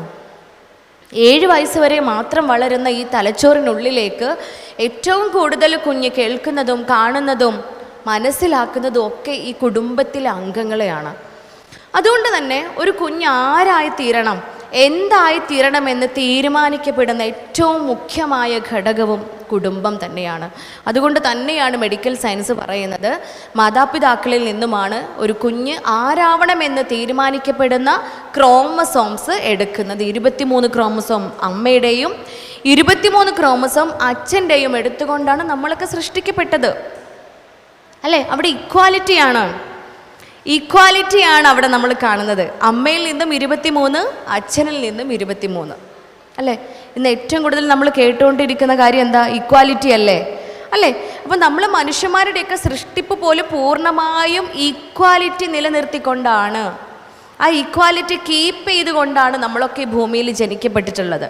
അച്ഛന് ഒരു ക്രോമസോം ഏറെ കൊടുത്തിട്ടില്ല, അമ്മയ്ക്കും അമ്മയുടെ ത്യാഗങ്ങളൊക്കെ മുൻ കണ്ടുകൊണ്ട് ഒരു ക്രോമസോം ഏറെ നൽകിയിട്ടില്ല. ഈക്വലായിട്ടാണ് വിഭജിച്ചിട്ടുള്ളത്. അതുകൊണ്ട് തന്നെ അമ്മയ്ക്കും അച്ഛനും ഒരേ റോള് തന്നെയാണ് മക്കളെ വളർത്തുന്ന കാര്യത്തിലുള്ളത്. അവിടെ നമ്മൾ ശ്രദ്ധിക്കണം, സൂക്ഷിക്കണം. എന്താണ് ഞങ്ങളിൽ നിന്നും കുഞ്ഞ് കാണുന്നത്, കേൾക്കുന്നത്, അനുഭവിക്കുന്നത്? ഇതിൻ്റെ ഒരു പ്രാധാന്യം എന്താണെന്ന് വെച്ച് കഴിഞ്ഞാൽ, ഈ അഡോളസൻ്റ് പീരീഡ്, കുട്ടികൾ 10 വയസ്സ് വരെ കുട്ടിക്കാലമാണ്. ഈ 10 വയസ്സ് വരെ പൂർണ്ണമായും അമ്മയിലും അച്ഛനിലും അവർ ഡിപ്പെൻഡഡ് ആയിരിക്കും. അമ്മയുടെയും അച്ഛൻ്റെയും മാത്രം മക്കളായിട്ട് വളരുന്ന സമയമാണ്. എവിടെ പോകുന്നുണ്ടെങ്കിലും നമ്മളടുത്ത് പെർമിഷൻ ചോദിക്കും. ഇല്ല, അമ്മയുടെ സാരിത്തുമ്പിലായിരിക്കും ഉണ്ടാവുക, അച്ഛൻ്റെ കൂടെ ആയിരിക്കും ഉണ്ടാവുക. എപ്പോഴും അനുമതിയോട് കൂടിയിട്ട് അല്ലെങ്കിൽ സമ്മതത്തോട് കൂടിയിട്ട് നമ്മുടെ അറിവോട് കൂടിയിട്ട് കാര്യങ്ങൾ ചെയ്യുന്നൊരു കാലഘട്ടമാണ്. പക്ഷേ 10 വയസ്സ് മുതൽ അവരുടെ ശരീരത്തിന് ചില മാറ്റങ്ങളൊക്കെ സംഭവിക്കുകയാണ്. അവരുടെ ശരീരത്തിനുള്ളിൽ പെൺകുട്ടികളാണെങ്കിൽ ഈസ്ട്രജൻ ഹോർമോണും ആൺകുട്ടികളാണെങ്കിൽ ടെസ്റ്റോസ്റ്റിറോൺ എന്ന് പറയുന്ന ഹോർമോൺസൊക്കെ ഉണ്ടാവുകയാണ്. ഈ ഹോർമോൺസ് ഉണ്ടാവുന്നതിൻ്റെ ഭാഗമായിട്ട് അവരിൽ ഒരുപാട് മാറ്റങ്ങൾ വരും. ശാരീരികപരമായിട്ട് മാത്രമല്ല, നമുക്കറിയാം ശരീരം കൊണ്ട് ഒരു മുതിർന്ന ആളായിട്ട് മുതിർന്ന പെൺകുട്ടിയോ ആൺകുട്ടിയോ ആയിട്ട് ഇങ്ങനെ മാറിക്കൊണ്ടിരിക്കുമ്പോൾ അവരുടെ മനസ്സുകൊണ്ടും ചിന്തകൾ കൊണ്ടും എല്ലാം അവർക്ക് മാറ്റങ്ങൾ സംഭവിക്കുന്നുണ്ട്. ആ പീരീഡിനെ, ഈ കൗമാരപ്രായത്തെ അഡോളസൻ പീരീഡ് എന്നാണ് സൈക്കോളജി വിശേഷിപ്പിക്കുന്നത്. അഡോളസൻ പീരീഡ് എന്ന് പറഞ്ഞാൽ തന്നെ it's a transition period from childhood to adulthood. നോക്കൂ, വ്യക്തമാണ് അവിടെ ട്രാൻസിഷൻ പീരീഡ് എന്നാ പറയുന്നത്. ട്രാൻസിഷൻ എന്ന് പറഞ്ഞാൽ ചേഞ്ചിങ് പീരീഡാണ്, മാറ്റം സംഭവിച്ചു കൊണ്ടിരിക്കുന്ന, മാറിയ എന്നല്ല പറഞ്ഞത്. അവിടെ മാറിയിട്ടില്ല. നോക്കൂ, നമ്മൾ പിന്നെയും ചിന്തിക്കേണ്ട കാര്യമാണത്. മാറിയ അവസ്ഥയിലാണ് ഇപ്പോൾ നമ്മളൊക്കെ ഇരിക്കുന്നത്, അല്ലേ? നമ്മളൊക്കെ മുതിർന്നവരായി, അഡോളസൻ പീരീഡൊക്കെ കഴിഞ്ഞു, യൗവനമൊക്കെ തുടങ്ങി, അല്ലേ? മുതിർന്ന അവസ്ഥയിലെത്തി. അവിടെ മാറിയ അവസ്ഥയിലിരിക്കുമ്പോൾ നമ്മുടെ മക്കൾ മാറിയിട്ടില്ല, മാറിക്കൊണ്ടേയിരിക്കുകയാണ്. ട്രാൻസിഷൻ പീരീഡാണ്, മാറ്റം സംഭവിച്ചു കൊണ്ടിരിക്കുക. ഈ സമയത്ത് അവരുടെ ഉള്ളിലേക്ക് പലതരത്തിലുള്ള ചിന്തകളും പെട്ടെന്ന് കയറി വരും. ഒരുപാട് പ്രത്യേകതകളുള്ള സമയമാണ് ഈ സമയമാകുമ്പോൾ. അമ്മയിൽ നിന്നും അച്ഛനിൽ നിന്നും കുറച്ച് ഇങ്ങനെ മാറ്റം സംഭവിക്കും. അമ്മയിൽ നിന്നും അച്ഛനിൽ നിന്നും കുറച്ച് അകലാൻ തുടങ്ങും. സ്നേഹം കുറയുന്നു എന്നതല്ല അതിനർത്ഥം. സ്നേഹമില്ലായ്മയല്ല, സ്നേഹരാഹിത്യമല്ല അവിടെ സംഭവിക്കുന്നത്. അവയ്ക്ക് ആ അമ്മയ്ക്കും അച്ഛനും കൊടുത്തിരുന്ന ആ റോളിലേക്ക് പ്രയോറിറ്റികൾ വരാൻ തുടങ്ങുകയാണ്, അല്ലേ? മനുഷ്യന്മാരെപ്പോഴും ബന്ധങ്ങൾക്ക് പ്രയോറിറ്റി ഉണ്ടാവും. 1 വയസ്സായൊരു കുഞ്ഞിന്, ആ കുഞ്ഞിന് ഏറ്റവും പ്രയോറിറ്റി ആരോടുള്ളത്? ആ കുഞ്ഞിൻ്റെ ലോകം ആരാണ്?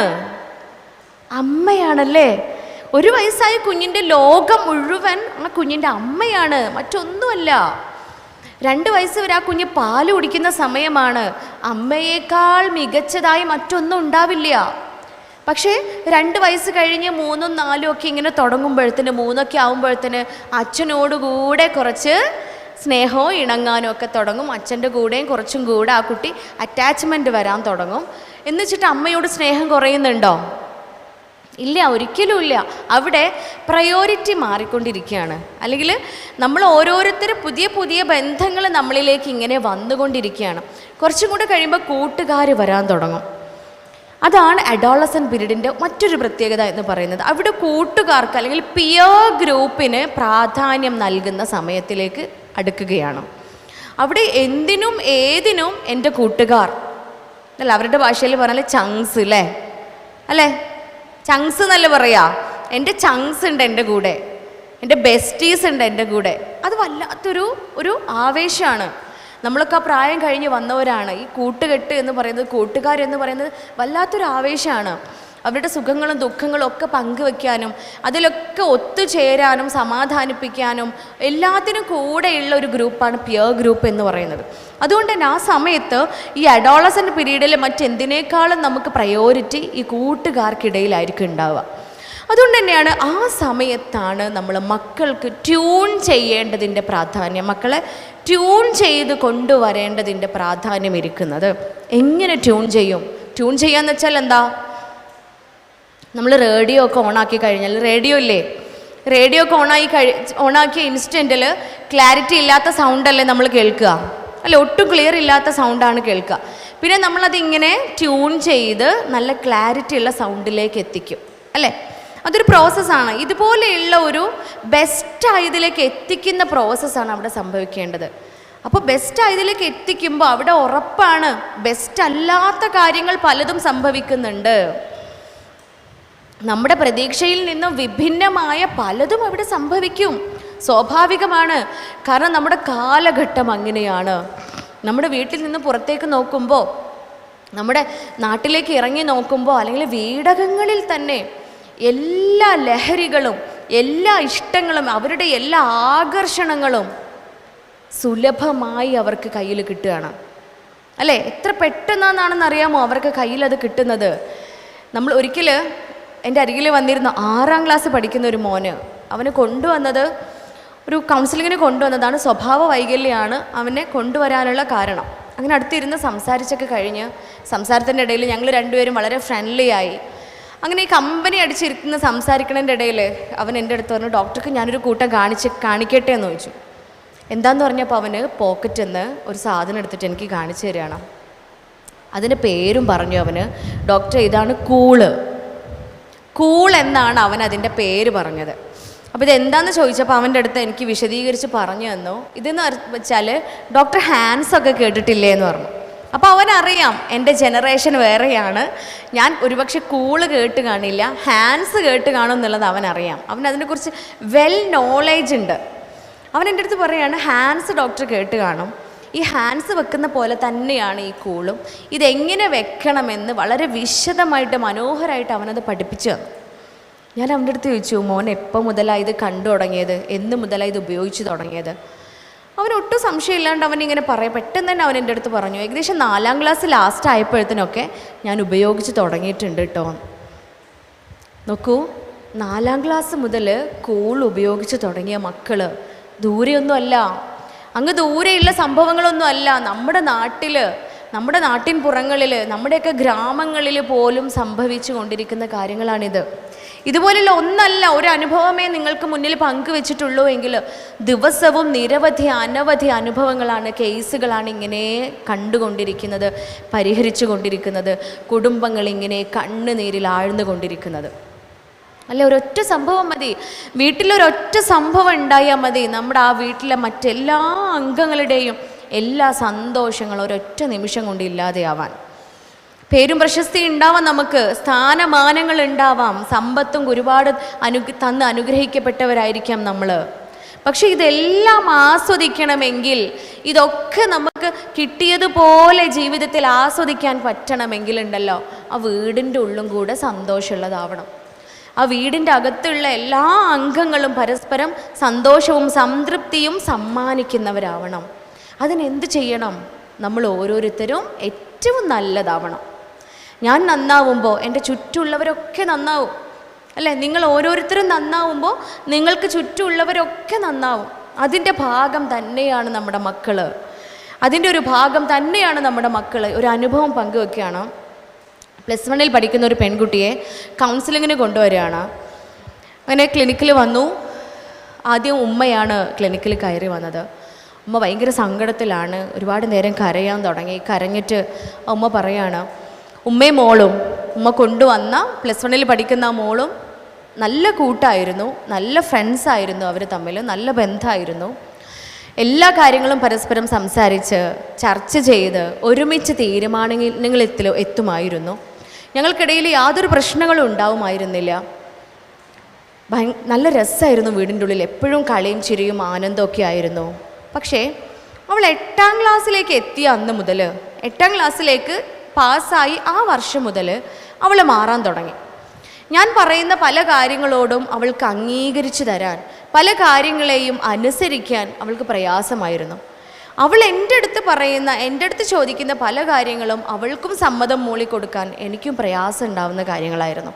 അങ്ങനെ പതുക്കെ പതുക്കെ ഞങ്ങൾക്കിടയിൽ പ്രശ്നങ്ങൾ തുടങ്ങി, ബഹളങ്ങൾ തുടങ്ങി, കലഹിക്കാൻ തുടങ്ങി, ഞങ്ങൾ തമ്മിൽ അടിപിടിയായി, സങ്കടപ്പെടൽ തുടങ്ങി. ഇപ്പോൾ വീട്ടിൽ ഒരു ആനന്ദവും ആഹ്ലാദവും ഇല്ല എന്ന് സങ്കടപ്പെട്ട് കരഞ്ഞുകൊണ്ട് ആ ഉമ്മ പങ്കുവെക്കുകയാണ്. അങ്ങനെ മോളെ വിളിച്ചു. അമ്മ പറഞ്ഞത് മോളെക്കുറിച്ചാണ്, അതുകൊണ്ട് മോളെ വിളിക്കണം. അങ്ങനെ മോളെ ക്ലിനിക്കിനകത്തേക്ക് വിളിച്ചു. മോള് കയറി വന്നു. മോളെടുത്ത് ചോദിച്ചു, എന്താ മോളുടെ പ്രശ്നം എന്താ? അവളും കരയുന്നതായിരുന്നു, അവൾക്കും സങ്കടമാണ്, വിഷമമാണ്. കരച്ചിലൊക്കെ നിർത്തി അവളും പറഞ്ഞു തുടങ്ങി, ഞാനും എൻ്റെ ഉമ്മയും നല്ല സൗഹൃദത്തിലായിരുന്നു. എൻ്റെ ഏറ്റവും നല്ല ബെസ്റ്റ് ഫ്രണ്ട് എന്ന് പറയുന്നത് എൻ്റെ ഉമ്മ തന്നെയായിരുന്നു. എല്ലാ കാര്യങ്ങളും ഉമ്മയുടെ അടുത്ത് ഞാൻ പങ്കുവെക്കുമായിരുന്നു. പക്ഷേ ഞാൻ 8ാം ക്ലാസ്സിലെത്തിയ അന്ന് മുതൽ, 8ാം ക്ലാസ്സിലേക്ക് ഞാൻ പാസ്സായി അന്ന് മുതൽ എൻ്റെ ഉമ്മ മാറാൻ തുടങ്ങി. ഉമ്മ പറഞ്ഞത് എന്താണ്? മോള് മാറാൻ തുടങ്ങിയെന്നല്ലേ. മോള് പറയാണ് എൻ്റെ ഉമ്മ മാറാൻ തുടങ്ങി. എന്ത് മാറ്റമാണ് ഉമ്മയ്ക്ക് ഉണ്ടായതെന്ന് ചോദിച്ചപ്പോൾ അവൾ പറയാണ്, പിന്നീട് അങ്ങോട്ടേക്ക് ഞാൻ പറയുന്ന ഒരു കാര്യം എൻ്റെ ഉമ്മ എനിക്ക് അംഗീകരിച്ച് തരില്ല. ഒന്നിനെയും അംഗീകരിക്കാൻ പറ്റാത്ത സ്വഭാവമായിരുന്നു ഉമ്മയ്ക്ക്. ഒരു സ്വാതന്ത്ര്യം എനിക്ക് എൻ്റെ വീട്ടിലില്ല ഡോക്ടറെ. ഇപ്പോൾ ഞാൻ തികച്ചും ഒരു കൂട്ടിലടക്കപ്പെട്ട പക്ഷിയെ പോലെയാണ്. ഒരു സ്വാതന്ത്ര്യം എനിക്ക് എൻ്റെ ഉമ്മ വീട്ടിൽ തരുന്നില്ല. എനിക്ക് ജീവിക്കാൻ വയ്യ ആ വീട്ടിൽ എന്ന് വളരെ ഗദ്ഗതത്തോട് കൂടിയിട്ട് ആ കുട്ടി പങ്കുവെക്കുകയാണ്. അങ്ങനെ വീണ്ടും ഇവിടെ പ്രതിയാക്കപ്പെട്ടത് ആരാണ്?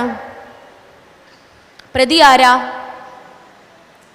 ഇളങ്ങളൊക്കെ ഉറങ്ങുക. ആരാ പ്രതി? ഉമ്മയാണല്ലേ. ഉമ്മ തന്നെയാണ് പ്രതി. അത് മറ്റൊരു പ്രത്യേകതയാണ് കേട്ടോ. ക്ലിനിക്കിൽ ഈ വരുന്ന കേസുകളൊക്കെ, ഈ പരാതിയും പ്രശ്നങ്ങളൊക്കെ ആയിട്ട് വരുന്നവരൊക്കെ അവസാനം പരാതി പറഞ്ഞ് പ്രതിയാക്കപ്പെടുന്നത് ആരാന്നറിയോ? ഞാനും നിങ്ങളൊക്കെ ആരാ? ഉമ്മ അല്ലേ? ഞാനും നിങ്ങളൊക്കെ ഉമ്മമാരല്ലേ? ഞാൻ ഉമ്മയാണ്, നിങ്ങളൊക്കെ ഉമ്മമാരാ. ഉപ്പമാരും ഉണ്ട് പ്രതികളുടെ കൂട്ടത്തിൽ അല്ലേ? ഈ മക്കളാണെങ്കിലും ആരൊക്കെയാണെങ്കിലും, ഇനിയിപ്പോൾ ഹസ്ബൻഡ് ആൻഡ് വൈഫ് പ്രോബ്ലം വരാറുണ്ട് ക്ലിനിക്കിൽ അല്ലേ? മിക്ക കേസുകളും അഡോളസൻ പീരീഡിലുള്ള കുട്ടികളാണ്. എങ്കിലും അതിക്കിടയിലും ഒരു 50% ബിലോ ആയിട്ടൊക്കെ ഹസ്ബൻഡ് ആൻഡ് വൈഫ് പ്രോബ്ലംസ് വരും. ഇവരുടെയും പ്രശ്ന കാരണം ആരായിരിക്കും എന്നറിയോ? പുരയിൽ ഒന്നും അറിയാതെ സമാധാനത്തോടെ ജീവിക്കുന്നുണ്ടാവും ഉമ്മയും ഉപ്പയും. അവരായിരിക്കും. പലപ്പോഴും അത്ഭുതം തോന്നാറുണ്ട്, ഞെട്ടാറുണ്ട് ഞാൻ, എങ്ങനെ സംഭവിക്കുന്നു എന്നുള്ളത്. അതാണ് നേരത്തെ പറഞ്ഞത്, ഈ ഒരു അനുഭവങ്ങളിൽ നിന്നൊക്കെ ഏറ്റവും അവസാനം ആറ്റിക്കുറുക്കിയെടുക്കുന്ന ഒരു ആൻസർ ഉണ്ട്. ആ ആൻസറിൽ ഞാൻ കണ്ടെത്താറുള്ളത് ഞാനും എൻ്റെ ഇണയും തന്നെയാണ്. ഞാനും എൻ്റെ ഇണയും ഏറ്റവും മനോഹരമാവുക, ഞാനും എൻ്റെ ഇണയുടെയും ബന്ധം ഏറ്റവും നല്ല ബന്ധമാവുക, ഞങ്ങൾക്കിടയിൽ സന്തോഷവും സമാധാനവും മാത്രം മറ്റുള്ളവർ കാണുക. പിന്നെ പരാതി പറയാൻ പറ്റുമോ? പിന്നെ പരാതി ഉണ്ടാവുമോ? ഇല്ല അല്ലേ? അത് തന്നെയാണ് അതിനുള്ള ഉത്തരം എന്ന് പിന്നെയും പിന്നെയും പിന്നെയും ഉറച്ചു പറഞ്ഞുകൊണ്ട് എൻ്റെ മക്കളിലേക്ക് വരികയാണ്. ഇവിടെ ഈ കുഞ്ഞുങ്ങൾ പരാതി പറയുന്നതൊക്കെ ഉമ്മമാരെയാണ്, ഉപ്പമാരെയാണ്. പ്രതിക്കൂട്ടിൽ അകപ്പെടുന്നത് നമ്മളല്ലാതെ മറ്റാരുമല്ല. അതിനെയാണ് നമ്മുടെ നാട്ടിൻപുറങ്ങളിലൊക്കെ വളർത്തു ദോഷം എന്ന് പറയുന്നത് അല്ലേ? എന്ത് സംഭവിച്ചാലും അവസാനം എന്താ പറയുക?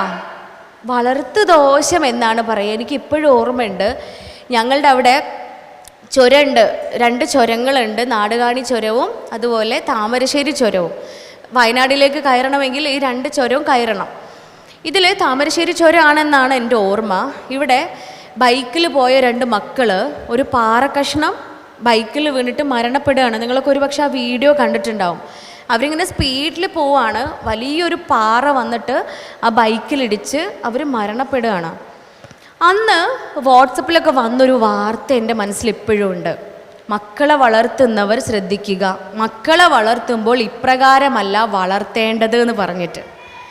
നോക്കൂ, ഈ മക്കൾ ടൂർ പോയതാണ്. ആ പാറ അവിടെ നിന്ന് ഇടിഞ്ഞു വീഴുക എന്നത് തികച്ചും പ്രകൃതിയുടെ തീരുമാനമായിരുന്നു അല്ലേ?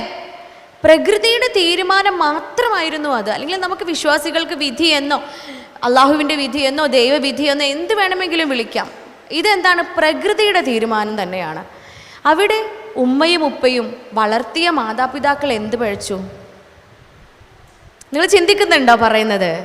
നോക്കൂ, നിങ്ങൾ ആ വേളയിൽ പോലും മരണപ്പെട്ട് കിടക്കുന്ന ആ കുഞ്ഞുങ്ങളെ ഓർത്ത് സങ്കടപ്പെടുന്ന വേളകളിൽ പോലും വളർത്തു ദോഷമാണ്, അമ്മയും അച്ഛനുമാണ് കാരണക്കാർ, വളർത്തിയതിൻ്റെ പ്രശ്നമാണ് എന്ന് പറയുന്ന സമൂഹത്തിലാണ് നമ്മളൊക്കെ ഉള്ളത് അല്ലേ?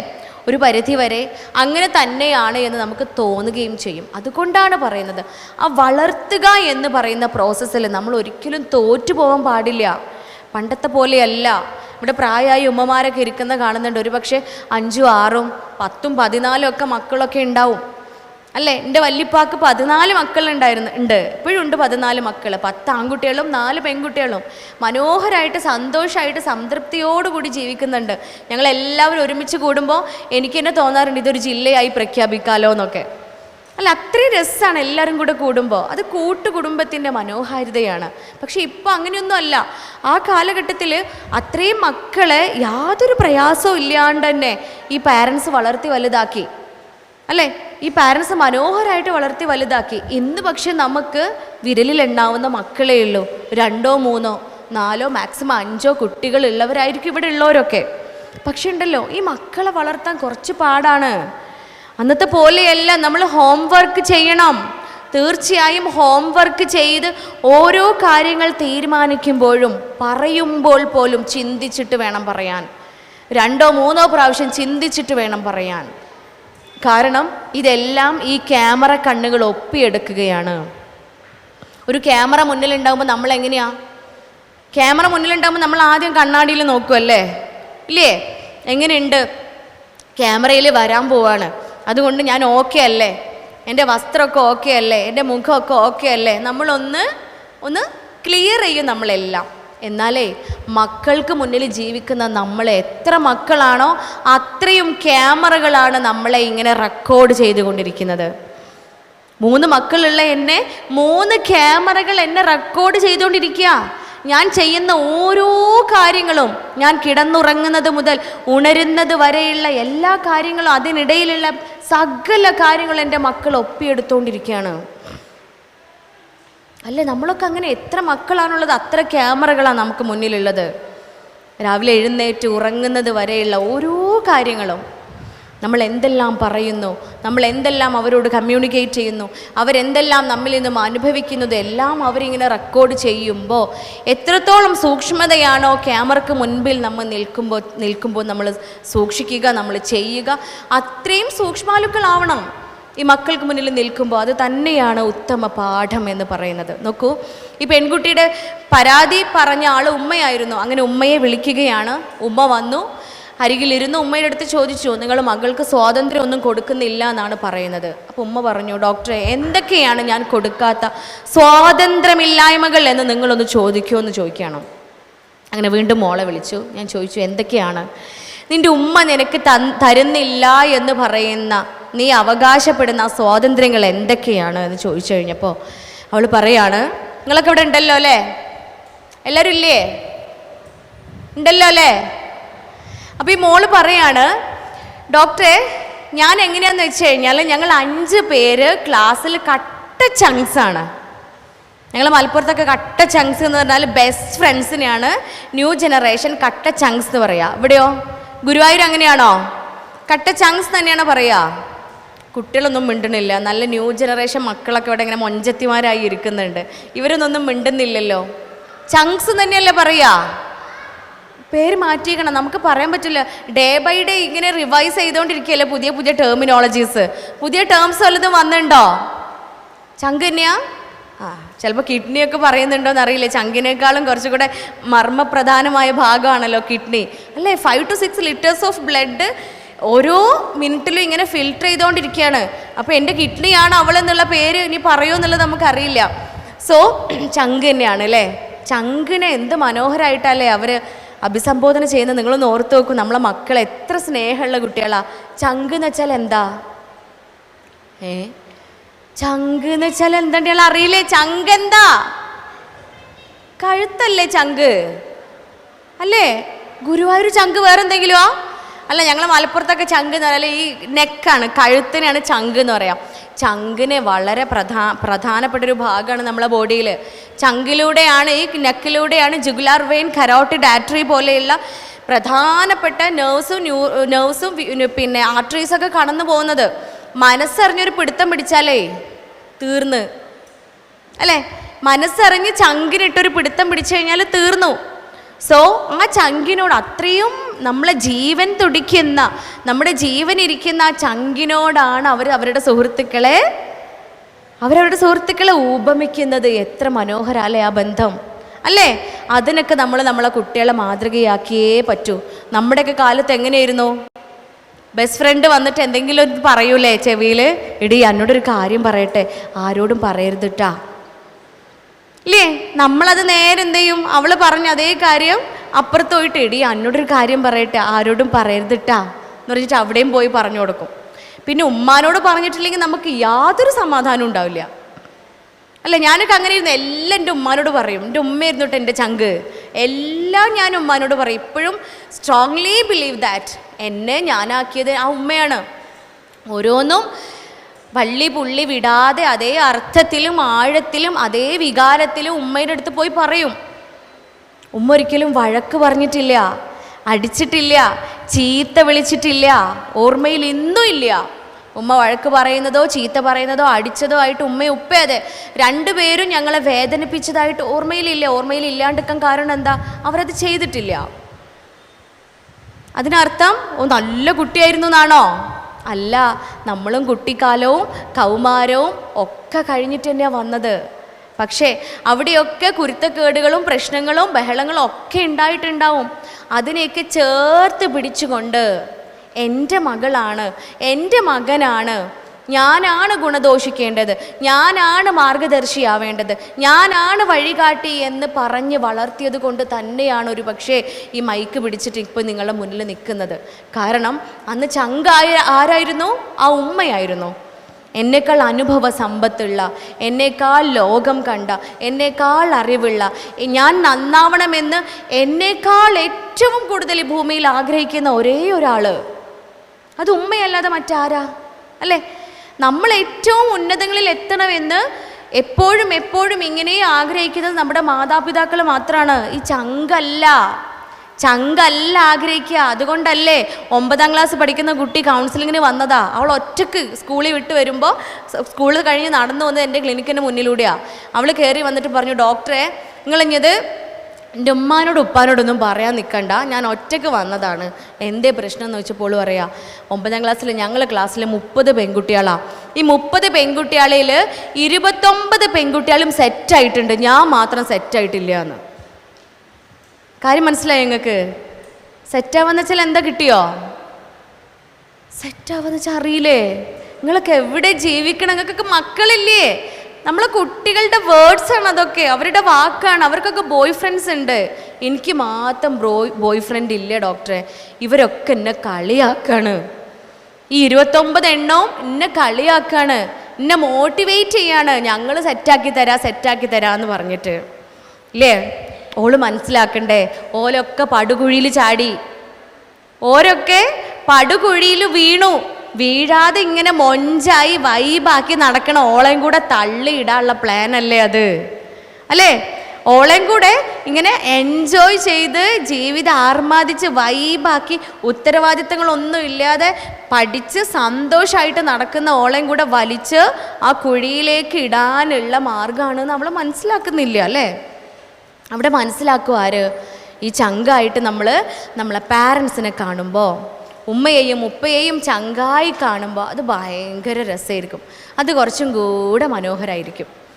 അതിനാണ് പറഞ്ഞു വെച്ചത്, നമ്മൾ മക്കളോട് ഏറ്റവും നല്ല രീതിയിൽ പെരുമാറുക, ഏറ്റവും നല്ലതായിട്ട് മക്കൾക്ക് എൻ്റെ ഉമ്മയാണ് എൻ്റെ സുഹൃത്ത്, എൻ്റെ ഉപ്പയാണ് എൻ്റെ സുഹൃത്ത് എന്ന് തോന്നിക്കുമാർ അവരെ വളർത്തുക എന്ന് പറയുന്നത്. അപ്പോൾ ഇവളിവിടെ പറഞ്ഞു തുടരുകയാണ്, ഞങ്ങൾ 5 പേരാണ് കട്ട ചങ്സ്.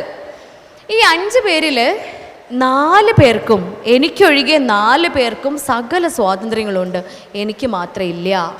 വീണ്ടും ചോദിച്ചു ഞാൻ, എന്തൊക്കെയാണ് നീ പറഞ്ഞു വരുന്ന സ്വാതന്ത്ര്യങ്ങൾ? നീ ആഗ്രഹിക്കുന്ന, നിനക്ക് കിട്ടിയില്ല, നിനക്ക് കിട്ടുന്നില്ല, ഉമ്മ തരുന്നില്ല എന്ന് പറയുന്ന സ്വാതന്ത്ര്യമില്ലായ്മകൾ ഏതൊക്കെയാണ് എന്ന് ചോദിച്ചു കഴിഞ്ഞപ്പോൾ അവൾ പറയാം, ഈ 5 പേരിൽ 4 പേർക്കും ഇഷ്ടമുള്ള വസ്ത്രം ധരിക്കാനുള്ള സ്വാതന്ത്ര്യമുണ്ട്. ഇഷ്ടമുള്ള വസ്ത്രം ഇഷ്ടമുള്ള രൂപത്തിൽ ധരിക്കാനുള്ള സ്വാതന്ത്ര്യം അവർക്കുണ്ട്. പക്ഷെ എനിക്ക് മാത്രമില്ല.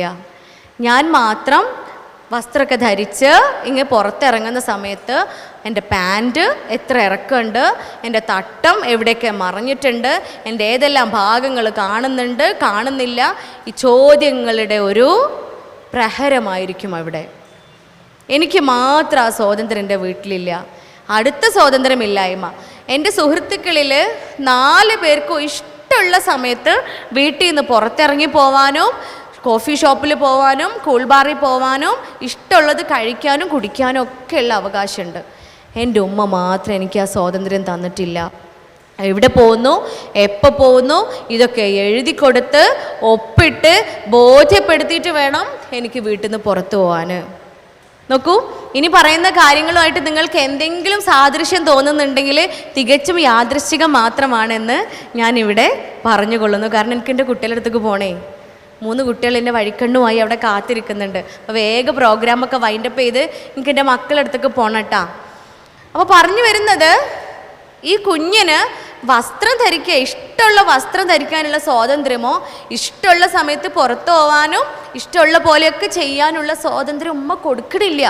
ഇനി 3ാമത്തെ സ്വാതന്ത്ര്യം എന്ന് പറയണത്, അവൾ പറയാണ്, ഞങ്ങൾ ഫ്രണ്ട്സിൽ ഈ 4-5 ചങ്സിൽ 4 പേരും സ്ഥിരമായിട്ട് ബ്യൂട്ടി പാർലറിൽ പോയി അവരെ മുടിയൊക്കെ ഇഷ്ടമുള്ള രൂപത്തിലൊക്കെ കട്ട് ചെയ്ത് കളറൊക്കെ കൊടുത്ത് മുഖത്തൊക്കെ ഇഷ്ടമുള്ളതൊക്കെ ചെയ്ത് അവർ വീട്ടിൽ വരും. എന്നെ മാത്രം എൻ്റെ ഉമ്മ സമ്മതിക്കൂല. ഉമ്മ അപ്പത്തിന് പറയും, മുഖത്തിൻ്റെ ആരോഗ്യം, മുഖത്തിൻ്റെ ഭംഗി, മുടിയുടെ ആരോഗ്യം, ഇതൊക്കെ പറഞ്ഞ് എന്നെ അങ്ങ് തളച്ചിടും എൻ്റെ വീട്ടിൽ. ഇനി 4ാമത്തെ സ്വാതന്ത്ര്യമില്ലായ്മ കേട്ട ഡോക്ടറെ നിങ്ങൾ ഞെട്ടുന്നാ പറഞ്ഞത്.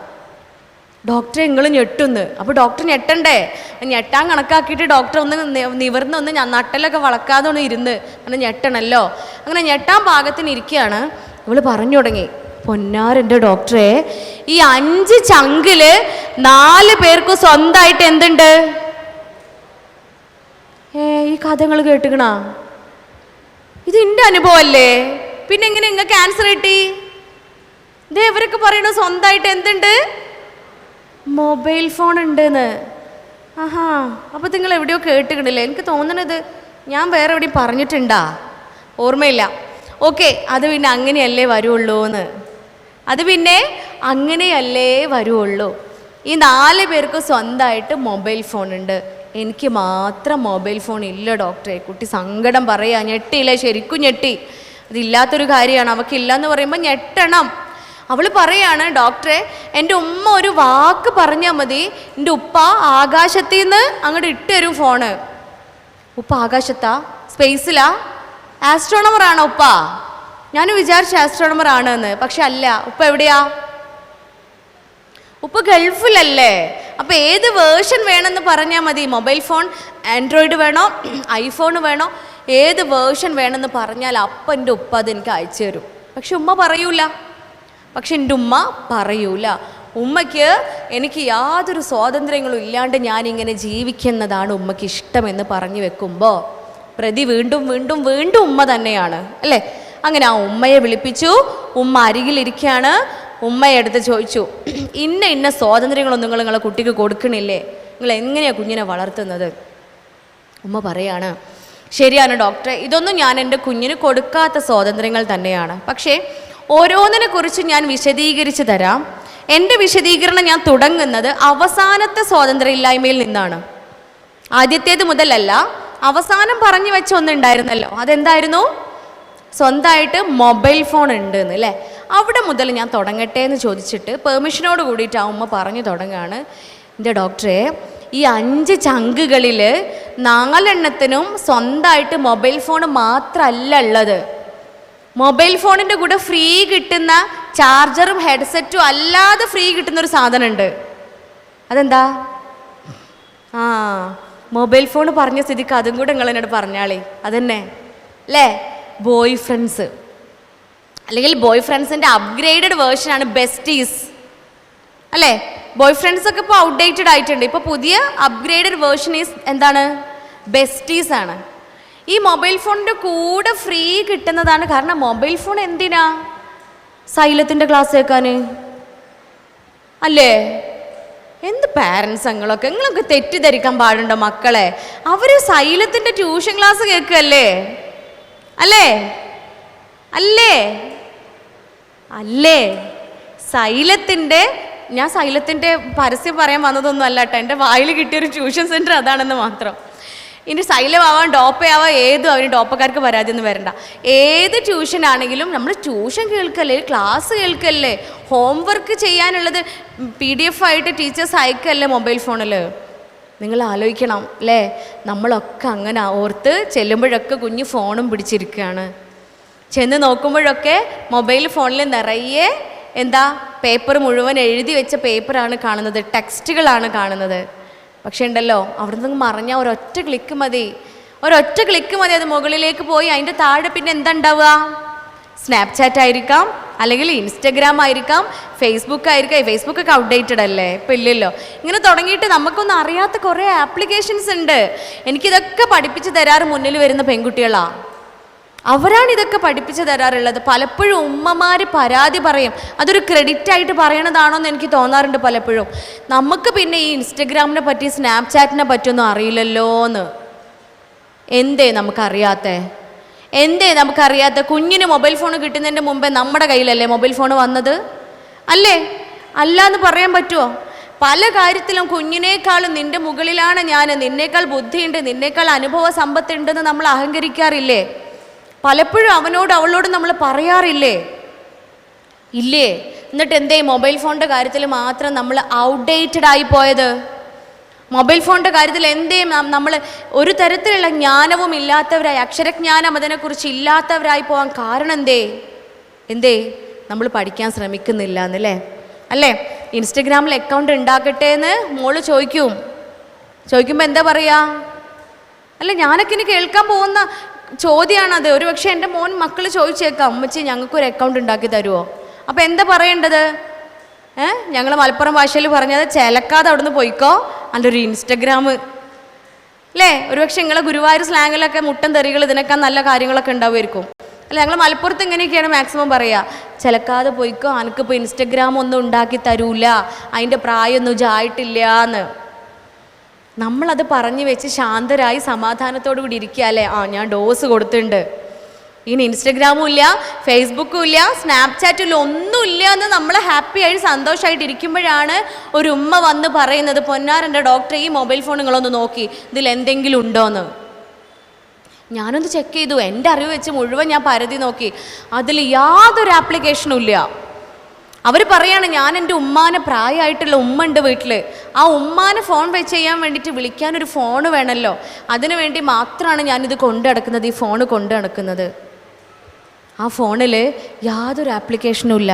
പക്ഷേ 4 ഇൻസ്റ്റഗ്രാം അക്കൗണ്ടിലൂടെ 40-ലേറെ ആളുകളോടാണ് ആ പെൺകുട്ടി ചാറ്റ് ചെയ്തുകൊണ്ടിരിക്കുന്നത്.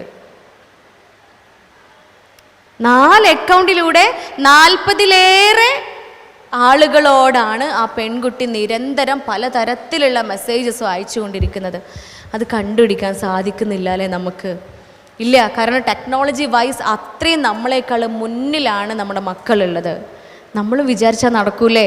ഉമ്മാൻ്റെ കുട്ടി വാ, നമുക്ക് 2 ആൾക്കും ഒരു അക്കൗണ്ട് ഉണ്ടാക്കട്ടെ ചോദിക്കുമ്പോൾ തന്നെ സമ്മതിച്ചു കൊടുക്കുക. പിന്നല്ലാണ്ട് നമുക്ക് 2 ആൾക്കും ഒരു അക്കൗണ്ട് അല്ലേ?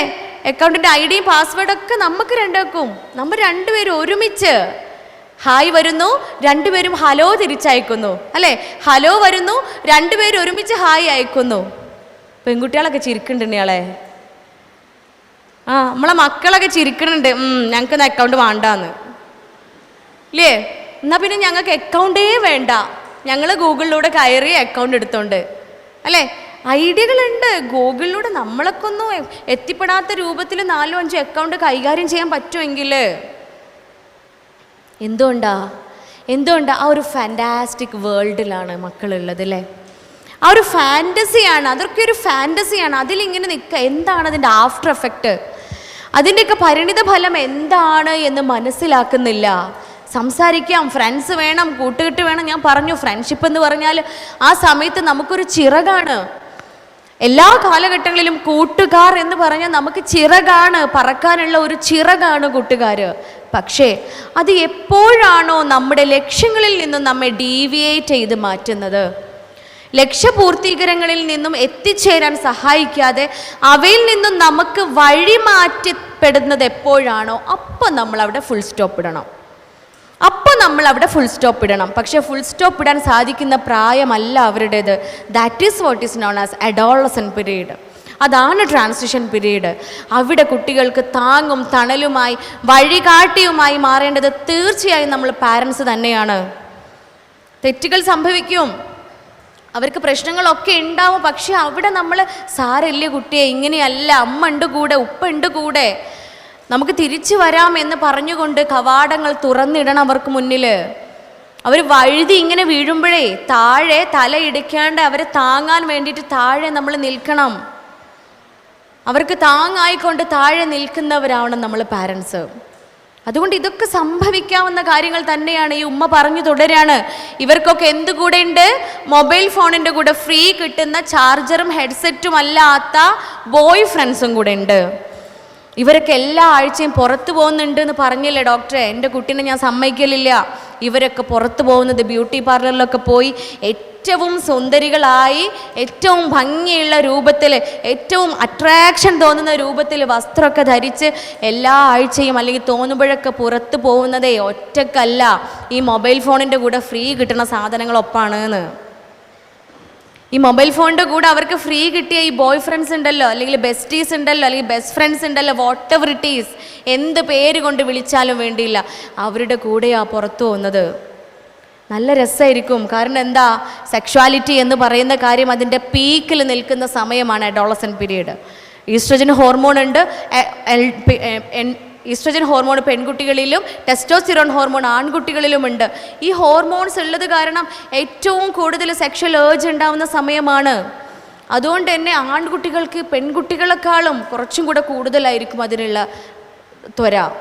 ഇതുകൊണ്ട് തന്നെ അവിടെ ഒരു ഫ്രണ്ട്ഷിപ്പ്, അല്ലെങ്കിൽ ആ ഫ്രണ്ട്ഷിപ്പ് ഒരു ലെവൽ കഴിഞ്ഞു കഴിഞ്ഞാൽ അതൊരു ഇഷ്ടത്തിലേക്ക്, അവരുടെ ഭാഷയിൽ പറഞ്ഞാൽ ക്രഷിലേക്കൊക്കെ പോയി കഴിയുമ്പോഴത്തേന് അവിടെ പിന്നെ ഒരു ഫിസിക്കൽ അട്രാക്ഷൻ തോന്നുകയാണ്. അത് മനസ്സിലാക്കുന്നില്ല. നിങ്ങൾക്കറിയോ, ഞാൻ കോഴിക്കോട് ഒരു ലീഡിങ് ഹോട്ടലിൽ ക്ലാസ് എടുത്തുകൊണ്ടിരിക്കുകയാണ്. അന്ന് ഹോൾ ഡേ ഉള്ള ക്ലാസ് ആയിരുന്നു.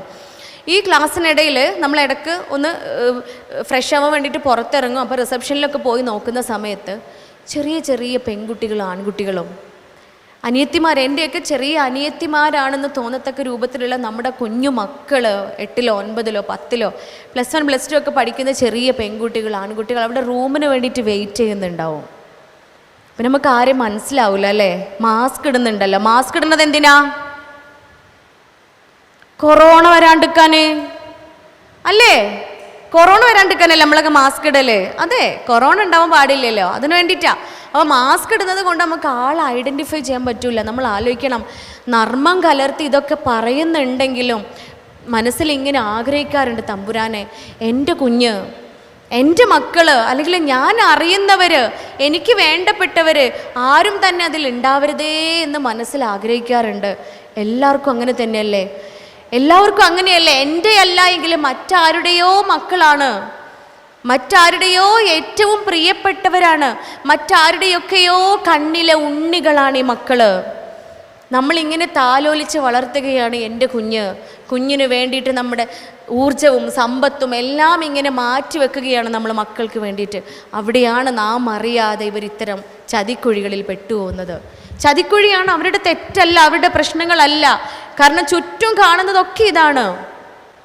ഒരു ക്ലാസ് റൂം, ഒരു ക്യാമ്പസ് എടുത്ത് നോക്കുകയാണെങ്കിൽ ചുറ്റും കാണുന്നത് ഇത്തരം കാര്യങ്ങൾ മാത്രമാണ്. ഇഷ്ടം പറയുന്നു, അടുത്ത ദിവസം മുതൽ ഡേറ്റിംഗ് സ്റ്റാർട്ട് ചെയ്യാണ്. പ്രണയമൊക്കെ അന്നും ഇന്നും എന്നും ഉണ്ടാവും.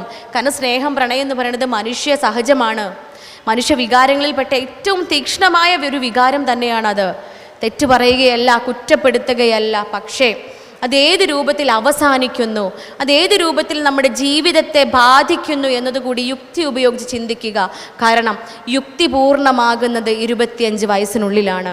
മെഡിക്കൽ സയൻസ് പറയുകയാണ് 19-നും 25-നും ഇടയിലുള്ള സമയത്താണ് ഫ്രണ്ടൽ ലോബ് എന്ന് പറയുന്ന നമ്മുടെ സെറിബ്രത്തിൻ്റെ, നമ്മുടെ ബ്രെയിനിൻ്റെ ഏറ്റവും മുഖ്യമായ ഭാഗം പൂർണ്ണ വളർച്ചയെത്തുന്നത്. ആ 19-നും 25-നും ഇടയിലാണ് നമുക്ക് ആ ചിന്താശേഷി ഉണ്ടാവുന്നത്. ഇത് നല്ലതാണോ ചീത്തയാണോ? പക്ഷെ അതിൻ്റെ മുൻപ് എല്ലാം തീർന്നു പോവാണ്. അതിൻ്റെ മുൻപ് എല്ലാ പവിത്രതയും നഷ്ടപ്പെട്ടു പോവുകയാണ്. ചിന്തിക്കണം, കൂടെ നിൽക്കണം നമ്മൾ മക്കളോടൊപ്പം. ഗുണദോഷിച്ചുകൊണ്ട്, ഉപദേശിച്ചുകൊണ്ട്, നല്ല മാതൃക കാണിച്ചുകൊണ്ട് ചേർത്ത് പിടിക്കണം അവരെ. തെറ്റ് സംഭവിച്ചാലും ഇനി ഉണ്ടാവരുതേ എന്ന പ്രാർത്ഥനയോടുകൂടി ധൈര്യം നൽകിക്കൊണ്ട് നമ്മുടേത് മാത്രമായി കൂട്ടിപ്പിടിക്കാൻ നമ്മളേ ഉള്ളൂ. അല്ലേ? നമ്മൾ മാതാപിതാക്കളേ ഉള്ളൂ. വേറെ ആരും? നാട്ടുകാർ കളിയാക്കി ചിരിക്കും അല്ലേ? നാട്ടുകാർ കളിയാക്കി ചിരിക്കല്ലേ ചെയ്യുക. കണ്ടോ, നോക്കി നിൽക്കാനും ഒരു വാർത്ത കണ്ടാൽ നിമിഷങ്ങൾ കൊണ്ട് സകല ഗ്രൂപ്പുകളിലേക്കും ഫോർവേഡ് ചെയ്യാനും എല്ലാവരും ഉണ്ടാവും. ആരെങ്കിലും ഫോർവേഡ് ചെയ്യാതിരിക്കലുണ്ടോ? നമ്മൾ ആരെങ്കിലും ബാങ്ക് കൊടുക്കുന്നുണ്ടല്ലേ? ഇവിടെ തിരിച്ചറിയുക, പൂർണ്ണമായ ഒരു മനസ്സിലാക്കൽ ഉണ്ടാവുക എന്ന പ്രായം, ആ ഒരു പ്രായത്തിലേക്ക് നമ്മൾ എത്തുന്നത് 19-25 വയസ്സിനുള്ളിലാണ്. അതുകൊണ്ട് തന്നെ ആ ഒരു സമയം വരെ നമ്മൾ പാരൻസ് അങ്ങേയറ്റം ശ്രദ്ധയോട് കൂടിയിട്ട് ഏറ്റവും സൂക്ഷ്മാലുക്കളായിക്കൊണ്ട് തന്നെ നമ്മുടെ മക്കൾക്ക് കൂടെ, നമ്മുടെ മക്കളോടൊപ്പം നിൽക്കണമെന്ന് തന്നെയാണ് അനുഭവങ്ങൾ സാക്ഷ്യം വഹിക്കുന്നത്. ഇവിടെ ഈ ഉമ്മ ചെയ്ത കാര്യം വളരെ വ്യക്തമായി മക്കളുടെ മാറ്റത്തെ തിരിച്ചറിഞ്ഞുകൊണ്ടാണ് ഈ ഉമ്മ ഈ കാര്യം ചെയ്തത്. മൊബൈൽ ഫോൺ വാങ്ങിക്കൊടുക്കുമ്പോൾ ഒരു പക്ഷേ നിങ്ങൾക്കറിയോ, കൊറോണയ്ക്ക് ശേഷം ക്ലിനിക്കിൽ ഞാൻ അറ്റൻഡ് ചെയ്യുന്ന കേസുകൾ 10-15 മടങ്ങ് ഇരട്ടിയായിട്ടുണ്ട്. ഈ എല്ലാ കേസുകളിലും കൗമാരപ്രായക്കാരെ ആയ കുഞ്ഞുങ്ങളെ കൊണ്ടുവരുന്ന സമയത്ത് ഇവിടെ പാരൻസ് പറയുന്ന ഒരു പ്രശ്നം എന്ന് പറയുന്നത്, കൊറോണയ്ക്ക് ശേഷം മൊബൈൽ ഫോൺ കയ്യിൽ കിട്ടിയതിന് ശേഷം നമുക്കറിയാം, മൊബൈൽ ഫോൺ ഇല്ലാണ്ട് എനിക്കും നിങ്ങൾക്കൊന്നും ജീവിക്കാൻ പറ്റില്ല. മൊബൈൽ ഫോൺ ഇല്ലാണ്ട് ഒഴിവാക്കിയിട്ട് ജീവിക്കണം എന്നല്ല പറയുന്നത്. അത് കാലാനുസൃതമായിട്ടുള്ള ഒരു ഉപദേശമല്ല. കാരണം അത് ഒഴിവാക്കാൻ കഴിയില്ല. നമ്മൾ പുതിയ കാലഘട്ടത്തിലാണ് ജീവിക്കുന്നത്. റോബോട്ടിക്സ് യുഗമാണ്, ആർട്ടിഫിഷ്യൽ ഇൻ്റലിജൻസിൻ്റെ കാലഘട്ടമാണ്. ഒരു പക്ഷേ അടുത്ത നിങ്ങളുടെ ഫാമിലി ഗെറ്റ് ടുഗദറിന് ഇവിടെ ക്ലാസ് എടുക്കാൻ ആരും വന്നോളണമെന്നില്ല. മെറ്റാവേഴ്സ് എന്ന് പറയുന്ന ഏറ്റവും അഡ്വാൻസ്ഡ് ആയിട്ടുള്ള സയൻസിൻ്റെ സഹായത്തോട് കൂടിയിട്ട് അങ്ങ് അമേരിക്കയിലോ അന്റാർട്ടിക്കയിലോ ഒക്കെയുള്ള ആളുകൾ നിങ്ങളുടെ മുന്നിൽ വന്ന് ക്ലാസ് എടുക്കും. വിത്തൗട്ട് സ്ക്രീൻ, ഒരു സ്ക്രീനും ഇല്ലാതെ അവർ നിങ്ങളുടെ മുന്നിൽ വന്ന് ക്ലാസ് എടുക്കും. ഒരുപക്ഷെ നിങ്ങളിങ്ങനെ ഒരു ഓഡിറ്റോറിയം ബുക്ക് ചെയ്ത് ഇവിടെ വന്ന് ഇരിക്കുക പോലും ചെയ്യില്ല. നിങ്ങൾ നിങ്ങളുടെ വീട്ടിൽ, നിങ്ങളുടെ ബെഡ്റൂമിൽ, നിങ്ങളുടെ ഇടങ്ങളിൽ സ്വൈര്യമായി ഇരുന്നു കൊണ്ട്, നിങ്ങളുടെ സ്വാതന്ത്ര്യത്തോടു കൂടി ഇരുന്നു കൊണ്ട് എല്ലാവരും ഒരുമിച്ച് ക്ലാസ് കേൾക്കുന്നൊരു പ്രതീതിയിൽ ആരെ കേൾക്കാനും ശ്രവിക്കാനും സാധ്യമാകും. ഒരുപക്ഷെ റോബോട്ട്സ് ആവാൻ ക്ലാസ് എടുക്കാൻ വരുന്ന അത്ര അഡ്വാൻസ്ഡ് ആണ് നമ്മുടെ കാലഘട്ടം. ആർട്ടിഫിഷ്യൽ ഇൻ്റലിജൻസിൻ്റെ കാലഘട്ടമാണ്. നമ്മുടെ മക്കൾ ആൽഫ ജനറേഷനാണ്. അവിടെ വിത്തൗട്ട് സ്ക്രീൻ നമുക്ക് ജീവിക്കാൻ കഴിയില്ല. എല്ലാം സ്ക്രീനിലൂടെ തന്നെയാണ്, മൊബൈൽ ഫോണിലൂടെ തന്നെയാണ്. പക്ഷേ അതിൻ്റെ അഡ്വാൻറ്റേജസും ഡിസഡ്വാൻറ്റേജസും നമുക്ക് വ്യക്തമായി പറഞ്ഞ് മനസ്സിലാക്കി കൊടുക്കാൻ പറ്റും. ഗുണങ്ങളും ദോഷങ്ങളും മനസ്സിലാക്കുക. ഒരുപാട് നിരവധി ഗുണങ്ങളുണ്ട്. ആ ഗുണങ്ങളെയൊക്കെ നമ്മൾ ആഗിരണം ചെയ്യുക, ദോഷങ്ങളെയൊക്കെ നമ്മൾ വിട്ട് കളയണം അല്ലേ? അതിലുള്ള ലഹരികളാണ് ഗാംബ്ലിംഗ് എന്ന് പറയുന്നത്. പുതിയ കാലഘട്ടത്തിലെ ഗാംബ്ലിംഗ് എന്താ? പുതിയ കാലഘട്ടത്തിലെ ഗാംബ്ലിംഗ് മൊബൈൽ ഫോണാണ്. അത് ഗെയിംസ് ആവാം. ഗെയിം കളിക്കുക എന്ന് പറഞ്ഞാൽ എത്ര വലിയൊരു അഡിക്ഷൻ വരെ ഉണ്ടോ? നമ്മൾ ശ്രദ്ധിക്കണം. നമ്മുടെ മക്കൾ മൊബൈൽ ഫോണിൽ ഗെയിം കളിക്കുന്നുണ്ടോ നിർബന്ധമായും നമ്മൾ സ്റ്റോപ്പ് ചെയ്യിപ്പിക്കണം. നിർബന്ധമായിട്ട് നമ്മൾ സ്റ്റോപ്പ് ചെയ്യിപ്പിക്കണത്. നമ്മൾ അന്വേഷിക്കണം, എൻ്റെ കുഞ്ഞ് ഗെയിം കളിക്കുന്നുണ്ടോ, എൻ്റെ കുട്ടി ഗെയിം കളിക്കുന്നുണ്ടോ. കാരണം ഒരു ഗെയിം കളിച്ച് നിർത്താൻ കഴിയില്ല. ഒരു ഗെയിമിൽ തോറ്റുപോയാൽ അടുത്ത ഗെയിമിൽ എന്താണെങ്കിലും എനിക്ക് ജയിക്കണം എന്നുള്ള വാശിയാണ് ഉണ്ടാവുക. ഒരു ഗെയിമിൽ ജയിച്ചാലോ, ഞാനിവിടെ ജയിച്ചില്ലേ, അടുത്തതിൽ ഞാൻ ജയിക്കും അല്ലേ? ഇത് നിർത്താൻ കഴിയാതെ ഇങ്ങനെ തുടർന്നു പോകുന്നൊരു ലഹരിയാണ്. അതുകൊണ്ട് ഗെയിം ഒരിക്കലും മക്കളെ കളിക്കാൻ പ്രോത്സാഹിപ്പിക്കരുത്, അനുവദിക്കരുത്, നിർത്തിപ്പിക്കണം. അതുപോലെ തന്നെയാണ് മൊബൈൽ ഫോണിലുള്ള മറ്റെല്ലാ ചാറ്റും കാര്യങ്ങളൊക്കെ. സ്നാപ്ചാറ്റ് എന്ന് പറയുന്ന ഒരു ആപ്ലിക്കേഷൻ തന്നെ എന്തിനാ? ഒരു പെൺകുട്ടി വന്നപ്പോൾ പറഞ്ഞതാ, സ്നാപ്ചാറ്റിനെ പറ്റി അവളാണ് എനിക്ക് വിശദമായിട്ട് പറഞ്ഞ് മനസ്സിലാക്കി തന്നത്. നമുക്ക് വെറുതെ ഇങ്ങനെ ഇരിക്കുമ്പോൾ, ബോറടിച്ചിരിക്കുമ്പോൾ അതിൽ കുറേ ആളുകളുണ്ടാവും, എന്നെ പോലെ ബോറടിക്കണ കുറേ ആളുകൾ അതിലുണ്ടാവും. അവർ തമ്മിൽ ഹായ് എന്ന് പറഞ്ഞിട്ട് അങ്ങനെ സംസാരിച്ച് തുടങ്ങും. പിന്നെ ബന്ധം തുടങ്ങും. പിന്നെ ബന്ധം അങ്ങനെ നിമിഷങ്ങൾ മതി. ഇന്ന് രാവിലെ ഹായ് എന്ന് പറഞ്ഞാൽ രാത്രി ആകുമ്പോഴത്തേനും അവരുടെ ബന്ധം വേറെ ലെവലിൽ എത്തിയിട്ടുണ്ടാവും. കാരണം പ്രായം അതാണ്, കുറ്റപ്പെടുത്തല്ല, പ്രായം അതാണ്. ആ പ്രായത്തിൻ്റെ പ്രശ്നമാണത്, ആ ഹോർമോൺസിൻ്റെ പ്രശ്നം മാത്രമാണത്. അവിടെ കണ്ടുപിടിക്കണമെങ്കിൽ പ്രിക്കോഷൻ വെക്കുക എന്നതാണ്, തടയിണ ഇടുക എന്നതാണ്, ആ ഒരു അവസരത്തിലേക്ക് സാഹചര്യം ഒരുക്കാതിരിക്കുക എന്നതാണ് നമ്മൾ ചെയ്യേണ്ടത്. പഠിക്കാൻ ഫോൺ വേണ്ടി വരും, അല്ല ആപ്ലിക്കേഷൻസ് ഒക്കെ ഫോണിലായിരിക്കും വരുന്നത്. പക്ഷെ ബോധ്യപ്പെടുത്തി കൊടുക്കുക, മൊബൈൽ ഫോൺ എന്തിനാ? പഠിക്കാനാണ്, ഈ സമയം പഠിക്കാനുള്ളതാണ്. കുറച്ചും കൂടെ കഴിഞ്ഞാൽ പഠനം നമ്മെ തേടി വരൂല. പഠിക്കേണ്ട സമയത്ത് പഠിക്കുക, സ്വന്തം കാലിൽ നിൽക്കത്തക്ക രീതിയിൽ പഠിച്ച് മുന്നേറുകയാണ് ചെയ്യേണ്ടത്. അല്ലെ, സ്വന്തം കാലിൽ നിൽക്കണം. ഒരാളുടെ മുന്നിലും നമ്മൾ സഹായത്തിനോ അല്ലെങ്കിൽ അവരുടെ ഡിപ്പെൻഡ് ചെയ്യാൻ, അവരെ പ്രതീക്ഷിച്ചു കൊണ്ടോ നിൽക്കേണ്ട സാഹചര്യം ഉണ്ടാവരുത്. എസ്പെഷ്യലി പെൺകുട്ടികൾ ഏറെയും, പെണ്ണാണെങ്കിലും ആണാണെങ്കിലും പഠനം അത്രയേറെ ഇമ്പോർട്ടൻ്റ് ആയിട്ടുള്ള കാര്യമാണ്. ഇപ്പോൾ പഠിക്കേണ്ട സമയമാണ് അഡോളസൻ പീരീഡ്, കൗമാരപ്രായം. ആ സമയത്ത് പഠിക്കുക. മറ്റെല്ലാ ചിന്തകളും പഠനത്തിൽ നിന്ന് നമ്മെ വ്യതിചലിപ്പിക്കും, അത് ഉറപ്പാണ്. കാരണം നമ്മുടെ തലച്ചോറിൻ്റെ നിർമ്മിതി തന്നെ അങ്ങനെയാണ്. ഒരേ സമയത്ത് ഒന്നിലേക്ക് കോൺസെൻട്രേറ്റ് ചെയ്യുമ്പോൾ മറ്റൊന്ന് വിഷ്വലൈസ് ചെയ്യാൻ നമുക്ക് പറ്റൂല. ആ ഒരു സ്നേഹം എന്ന് പറഞ്ഞാൽ അങ്ങനെയാണ്, മറ്റെല്ലാ സ്നേഹങ്ങളെക്കാളും. അതുകൊണ്ടല്ലേ വിവാഹം കഴിഞ്ഞ ആ നിമിഷത്തിൽ നമ്മുടെ ജീവിതം മുഴുവൻ പരസ്പരം സംസാരിച്ച് തീർക്കും അല്ലേ. വിവാഹം കഴിഞ്ഞ് അന്ന് ഇണകൾ തമ്മിൽ, ആണും പെണ്ണും തമ്മിൽ എല്ലാ കാര്യങ്ങളും, ജീവിതത്തിലുണ്ടായ A to Z, ജനനം മുതൽ ആ നിമിഷം വരെയുള്ള എല്ലാ കാര്യങ്ങളും പരസ്പരം പങ്കുവെക്കും. എന്തേ, അത്ര നാൾ നമ്മളെ കൂടെ ഉമ്മയുപ്പ ഉണ്ടായിരുന്നില്ലേ, സഹോദരങ്ങൾ ഉണ്ടായിരുന്നില്ലേ, കൂട്ടുകാരുണ്ടായിരുന്നില്ലേ, ഈ ബെസ്റ്റീസ് ഉണ്ടായിരുന്നില്ലേ, ഫ്രണ്ട്സ് ഉണ്ടായിരുന്നില്ലേ. അവരോടൊന്നും പങ്കുവെക്കാത്ത കാര്യങ്ങൾ പോലും നമ്മൾ ഏറ്റവും പ്രിയപ്പെട്ടവനോട് നമ്മൾ പങ്കുവെക്കും. അതാണ് ആൺ പെൺ ബന്ധം എന്ന് പറയുന്നത്. അത് ആണും ആണും തമ്മിലുള്ള ബന്ധം പോലെയല്ല, പെണ്ണും പെണ്ണും തമ്മിലുള്ള ബന്ധം പോലെയല്ല. കാരണം ആണും ആണും തമ്മിലുള്ള ബന്ധത്തിനോ പെണ്ണും പെണ്ണും തമ്മിലുള്ള ബന്ധത്തിനോ സയൻറ്റിഫിക്കലി യാതൊരു തെളിവുകളുമില്ല. മെഡിക്കൽ സയൻസ് പ്രകാരം ലെസ്ബിയനിസം അല്ലെങ്കിൽ ഗേയിസം എന്ന് പറയുന്ന ഒരു തിയറി ഇല്ല. ദാറ്റ് ഈസ് ക്രോമസോംസോ ജീൻസോ ഇല്ല. അത് തികച്ചും മാനസികപരമായിട്ടുള്ള ഒരു അസുഖം മാത്രമാണ്. അമേരിക്കൻ സൈക്യാട്രിയിൽ DSM-5 കാറ്റഗറിയിൽ പെടുത്തിയ ഒരു മാനസിക രോഗമായിരുന്നു ഈ സെയിം സെക്സിനോടുള്ള അട്രാക്ഷൻ എന്ന് പറയുന്നത്. ആണിനും ആണിനും പരസ്പരം സ്നേഹം തോന്നുന്നതും പെണ്ണിനും പെണ്ണിനും പരസ്പരം സ്നേഹം തോന്നുന്നതും ഒരു സൈക്യാട്രിക് പ്രോബ്ലം ആയിരുന്നു, ഒരു മാനസിക വിഭ്രാന്തിയായിരുന്നു. പക്ഷേ അവരിൽ ഉണ്ടായിരുന്ന പ്രഷർ കാരണം ഈ ലെസ്ബിയൻസും ഹോമോസെക്ഷുവാലിറ്റി ഉള്ള ആ നാട്ടിലെ ആളുകൾ അങ്ങേയറ്റം പ്രഷർ കൊടുത്തതിൻ്റെ ഭാഗമായിട്ട് അവർ ആ കാറ്റഗറിയിൽ നിന്നും അത് ഒഴിവാക്കി. അത് വ്യക്തമാണ്, തെളിവുകളോട് കൂടിയിട്ട് നിങ്ങൾക്ക് ഗൂഗിൾ ചെയ്ത് നോക്കിയാൽ വ്യക്തമായിട്ട് അത് മനസ്സിലാക്കാൻ പറ്റും. അതല്ലേ ജെൻഡർ ന്യൂട്രാലിറ്റിയുടെ പേരിൽ ഇപ്പോൾ നമ്മുടെ മക്കൾക്കുള്ളിലൊക്കെ ഇങ്ങനെ വിഹരിച്ചു കൊണ്ടിരിക്കുന്നത് അല്ലേ.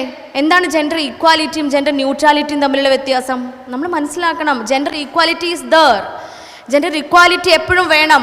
ആണിനും പെണ്ണിനും തുല്യ അവകാശം തന്നെയാണ് വേണ്ടത്. കാരണം സൃഷ്ടിപ്പ് പോലും തുല്യ അവകാശത്തോട് കൂടിയിട്ടാണ്. ആണിനും പെണ്ണിൽ നിന്നും തുല്യമായിട്ടാണ് ഒരു മനുഷ്യൻ ഉണ്ടായിട്ടുള്ളത്. അതുകൊണ്ട് എല്ലായിടത്തും തുല്യ അവകാശം നമുക്ക് എപ്പോഴും വേണം. അതല്ല ജെൻഡർ ന്യൂട്രാലിറ്റി. ജെൻഡർ ന്യൂട്രാലിറ്റി എന്ന് പറഞ്ഞാൽ എന്താ? ഞാൻ പെണ്ണാണ്, ഞാൻ ഇപ്പം നിങ്ങളടുത്ത് പ്രഖ്യാപിക്കുകയാണ്, ഈ നിമിഷം മുതൽ ഡോക്ടർ ഫർഹാൻ നൗഷാദ് ആണാണ്. എന്നെ ചോദ്യം ചെയ്യാൻ വരാൻ ആർക്കും അവകാശമില്ല. എന്നെ ജനിപ്പിച്ച് വളർത്തി വലുതാക്കിയ എൻ്റെ പാരൻസിനില്ല, എൻ്റെ എല്ലാമായി എൻ്റെ ഇണക്കില്ല, ആർക്കും അവകാശമില്ല എന്ന് പറയുമ്പോൾ ഞാൻ എന്താണോ, എൻ്റെ ഉള്ളിൽ എന്താണോ തോന്നുന്നത് അതാണ് എൻ്റെ ജെൻഡർ, അതാണ് എൻ്റെ ജെൻഡർ എന്ന് പറയുന്നതിൽ ഉറച്ചങ്ങ് നിൽക്കുക. അതാണ് ജെൻഡർ ന്യൂട്രാലിറ്റി. ആണെന്നോ പെണ്ണെന്നോ വ്യത്യാസങ്ങളില്ല. ഇതിനുള്ള ഓറിയൻറ്റേഷൻ ക്ലാസ്സുകളൊക്കെയാണ് ഈ അഡോളസൻ പീരീഡിലുള്ള മക്കൾക്ക് കൊടുത്തുകൊണ്ടിരിക്കുന്നത്. നമ്മൾ ഓർക്കണം, മെഡിക്കൽ സയൻസിൽ തെളിവുകളല്ലേ എല്ലാവർക്കും വേണ്ടത്, ശാസ്ത്രീയ തെളിവുകളാണ് എല്ലാവരും തിരയുന്നത്. തെളിവുണ്ട്, തെളിവോട് കൂടിയിട്ട് തന്നെയാണ് പറയുന്നത്. അങ്ങനെ ഒരു ജീനോ ക്രോമസോമോ ഇല്ല. ആസ് എ ഡോക്ടർ വ്യക്തമായിട്ടത് പറഞ്ഞു തരാൻ പറ്റും. എന്നിട്ടും അതിലേക്ക് വ്യതിചലിച്ച് പോകുന്നുണ്ടെങ്കിൽ അത് ഭയങ്കര മനോഹരമാണ്. അതൊരു മനോഹാരിത നിറഞ്ഞൊരു ലഹരിയാണ്. നമ്മൾ ജീവിക്കുന്നതിനേക്കാളും എക്സ്ട്രീം രസമുള്ളൊരു കാര്യമാണ്. അതുകൊണ്ടാണ് അതിലേക്ക് അട്രാക്റ്റഡ് ആയി പോകുന്നത്, അതുകൊണ്ടാണ് അതിലേക്ക് ആകൃഷ്ടരായി പോകുന്നത്. അതിൻ്റെ ഒരു പരിണിത ഫലം എന്താണ്, സമീപ ഭാവിയിൽ തന്നെ നമ്മുടെ ജീവിതത്തിൽ ഉണ്ടാവാൻ പോകുന്ന പ്രശ്നങ്ങൾ എന്തൊക്കെയാണ്, അതിനെക്കുറിച്ചൊന്നും ചിന്തിക്കുന്നില്ല. അത് നമ്മളാണ് പറഞ്ഞു കൊടുക്കേണ്ടത്. അതൊരു കൗൺസിലറേക്കാളും ഡോക്ടറെക്കാളും ആരെക്കാളും ഏറ്റവും കൂടുതൽ മക്കളെ ചേർത്ത് പിടിച്ച് പറഞ്ഞു കൊടുക്കാൻ അവകാശമുള്ളത് അത് മറ്റാർക്കുമല്ല, അമ്മയ്ക്കും അച്ഛനും തന്നെയാണ്. അമ്മയേക്കാൾ മനോഹരമായൊരു കൗൺസിലർ വേറെ എവിടെയുള്ളത്? അമ്മയെക്കാളും മനോഹരമായൊരു കൗൺസിലർ വേറെ ഇല്ല. ചേർത്ത് പിടിച്ച് പറഞ്ഞു കൊടുക്കണം, കൂടെ ഇരുത്തി മക്കൾക്ക് പറഞ്ഞ് മനസ്സിലാക്കി കൊടുക്കണം. പറ്റുന്നില്ല എങ്കിൽ മാത്രമേ നമ്മൾ ഡോക്ടർമാരെയും കൗൺസിലർമാരെയും അപ്രോച്ച് ചെയ്യാൻ പാടുള്ളൂ. നമ്മളൊരു ശ്രമം നടത്തുമ്പോഴോ മറ്റാര് പറഞ്ഞു കൊടുക്കുന്നതിനേക്കാളും കുഞ്ഞുങ്ങളുടെ ഹൃദയത്തിനകത്തേക്ക് അത് കയറും. അവിടെ മാതൃകയാവുക. നല്ല പാഠങ്ങൾ പഠിപ്പിക്കുക. എന്താണ് ഈ ചിന്തകൾ, എന്താണ് ലഹരികൾ, എന്താണ് ലഹരി ഉപയോഗിക്കുമ്പോൾ നാർക്കോട്ടിക്സ് ആവാം, ഒരു പക്ഷേ ഗാംബ്ലിംഗ് ആവാം, സെക്ഷൽ ഏർജ് ആവാം. ഇതൊക്കെ ചെയ്യുമ്പോൾ ഇതൊക്കെ ഒരു മനോഹരമാണ് എന്ന് നമുക്കിങ്ങനെ തോന്നുമ്പോൾ അതിന് കാരണം എന്താ? മക്കൾക്ക് പറഞ്ഞു കൊടുക്കണം. That is called dopamine crash. Dopamine crash എന്ന് പറയുന്ന ഒരു മെഡിക്കൽ തിയറിയാണ് അതിൻ്റെ പിറകിലുള്ളത്. നമ്മൾ മനുഷ്യന്മാർക്ക് ചലിക്കാനും എഴുതാനും വായിക്കാനും പറയാനും എല്ലാത്തിനും നമ്മളെ മസിൽസ് മൂവ് ചെയ്യണം. ഈ മസിൽ മൂവ്മെൻറ്റ്സിന് നമ്മൾ ഹൃദയമാവാം, ശ്വാസകോശമാവാം, തലച്ചോറാവാം, കിഡ്നി ആവാം, എല്ലാ അവയവങ്ങളുടെയും പ്രവർത്തനത്തിന് അത്യാവശ്യം വേണ്ട ഘടകമാണ് ഹോർമോണാണ് ഡോപ്പാമൈൻ. ഈ ഹോർമോൺ ഉണ്ടാവുമ്പോഴാണ് എല്ലാ ഓർഗൻസും പ്രവർത്തിക്കുന്നത്. ഈ ഹോർമോൺ ആണെങ്കിൽ ഉണ്ടാവുന്ന സന്ദർഭം എന്ന് പറയുന്നത് നമ്മൾ പ്രോത്സാഹിപ്പിക്കപ്പെടുമ്പോഴാണ്, അംഗീകരിക്കപ്പെടുമ്പോഴാണ്, നമുക്കൊരു സന്തോഷം ഉണ്ടാകുമ്പോഴാണ്. നമുക്ക് പ്രോത്സാഹനം കിട്ടുമ്പോൾ പിന്നെയും ആ കാര്യം ചെയ്യണമെന്ന് ആഗ്രഹമുള്ളിലുണ്ടാവും. വീണ്ടും വീണ്ടും പ്രോത്സാഹിപ്പിക്കപ്പെടണമെന്ന് നമ്മൾ ആഗ്രഹിക്കും. നന്മ നിറഞ്ഞ ആ കാര്യം, നല്ലതായ ആ കാര്യങ്ങൾ വീണ്ടും വീണ്ടും നമ്മൾ ചെയ്യും. അല്ല, ഏറ്റവും കൂടുതൽ ഇത് മുതിർന്ന ആളുകളാണെങ്കിലും അഡോളസൻ പീരീഡിലുള്ള ആളുകളാണെങ്കിലും കുട്ടികളാണെങ്കിലും ഒക്കെ അങ്ങനെ തന്നെയാണ്. നമുക്കൊരു നന്മ ചെയ്ത് അതിന് അംഗീകാരം ലഭിച്ചു കഴിയുമ്പോൾ, നന്മകൾക്കാണല്ലോ അംഗീകാരം ലഭിക്കുക, അല്ലേ? ആണോ? സംശയമാണ് അല്ലേ? ഈ കാലഘട്ടത്തിൽ അതിനും സംശയമാണ്. തിന്മകൾ കൂടി അംഗീകരിക്കപ്പെടുന്ന കാലമാണ്. ഒരു തൊപ്പിനെ കേട്ടിട്ടില്ലേ നിങ്ങൾ? തൊപ്പിനെ കേട്ടിക്കണാ ഇല്ലേ? അംഗീകരിക്കപ്പെട്ടിട്ടുണ്ടാ? ഏറ്റവും കൂടുതൽ അംഗീകാരം കിട്ടിയത് ഏത് പ്രായത്തിൻ്റെ ഉള്ളിലാ? നമ്മളെ കൗമാരപ്രായത്തിലുള്ള മക്കളാണ് തൊപ്പിയെ കൊണ്ട് നടക്കുന്നത്. തൊപ്പിയിൽ ഇൻഫ്ലുവൻസ് ആയവർ, ഇൻഫ്ലുവൻസേഴ്സ് എന്നാ പറയുക. തൊപ്പിയിൽ എന്ത് ഇൻഫ്ലുവൻസാണ് ഉള്ളത്? ആ തൊപ്പിയിൽ നിന്നും എന്ത് ഇൻഫ്ലുവൻസാണ് നമ്മുടെ കുട്ടികൾക്ക് ഉണ്ടായിട്ടുണ്ട്. സിഗ്മ എന്ന് പറഞ്ഞൊരു സാധനത്തെക്കുറിച്ച് എല്ലാവരും മനസ്സിലാക്കി അല്ലേ? What is sigma? അതൊരു പുതിയൊരു വേർഡാണ്. സിഗ്മ എന്ന് പറഞ്ഞാൽ ആ പെൺകുട്ടികളെ ഇഷ്ടമേ ഇല്ലാത്ത ആൺകുട്ടികളാണ് സിഗ്മ ബോയ്സ് എന്ന് പറയുക. അതിൻ്റെയൊക്കെ പരിണിത ഫലം അതിഭയാനകമാണ്. നമ്മൾ മനസ്സിലാക്കുന്നില്ല. നമ്മൾ പാരൻസ് ഇപ്പോഴും പൊട്ടക്കിണറിലെ തവളകളെ പോലെയാ. അതിനകം മാത്രമാണ് ഭൂമി എന്ന് വിചാരിച്ചിരിക്കുക. അതിൻ്റെ പുറത്തുള്ളതൊക്കെ നമ്മൾ അറിയണം, മനസ്സിലാക്കണം. എന്തൊക്കെയാണ് എൻ്റെ കുഞ്ഞുങ്ങളുടെ ചിന്തകൾ? അവർ ഹോമോസെക്ഷുവാലിറ്റിയെക്കുറിച്ചും ലെസ്ബിയനിസത്തെക്കുറിച്ചും ഗെയ്സത്തെക്കുറിച്ചൊക്കെ പഠിച്ചുകൊണ്ടിരിക്കുകയാണ്, മനസ്സിലാക്കിക്കൊണ്ടിരിക്കുകയാണ്, അതിലേക്ക് പോയിക്കൊണ്ടിരിക്കുകയാണ്. അവിടെയൊക്കെ ഡോപ്പാമൈൻ ക്രഷ് ഫുൾഫിൽ ആവുന്നുണ്ട്. നന്മ ചെയ്യുമ്പോൾ, നല്ലത് പ്രവർത്തിക്കുമ്പോൾ, നല്ല കാര്യങ്ങളിലേക്ക് മാത്രം അടുക്കുമ്പോൾ നാം പ്രോത്സാഹിപ്പിക്കപ്പെടുന്നു, അംഗീകരിക്കപ്പെടുന്നു. അവിടെ വീണ്ടും വീണ്ടും അത് തന്നെ ചെയ്യണമെന്ന് തോന്നാൻ കാരണം നമ്മുടെ തലച്ചോറിൽ സബ്സ്റ്റാൻഷ്യ നൈഗ്ര എന്ന് പറയുന്ന ഭാഗത്ത് ഡോപ്പാമൈൻ എന്ന് പറയുന്ന ഹാപ്പി ഹോർമോൺ ഉണ്ടാവുന്നുണ്ട്. ഈ ഹാപ്പി ഹോർമോൺ നമ്മുടെ ശരീരത്തിൻ്റെ പ്രവർത്തനങ്ങളൊക്കെ ത്വരിതപ്പെടുത്തും.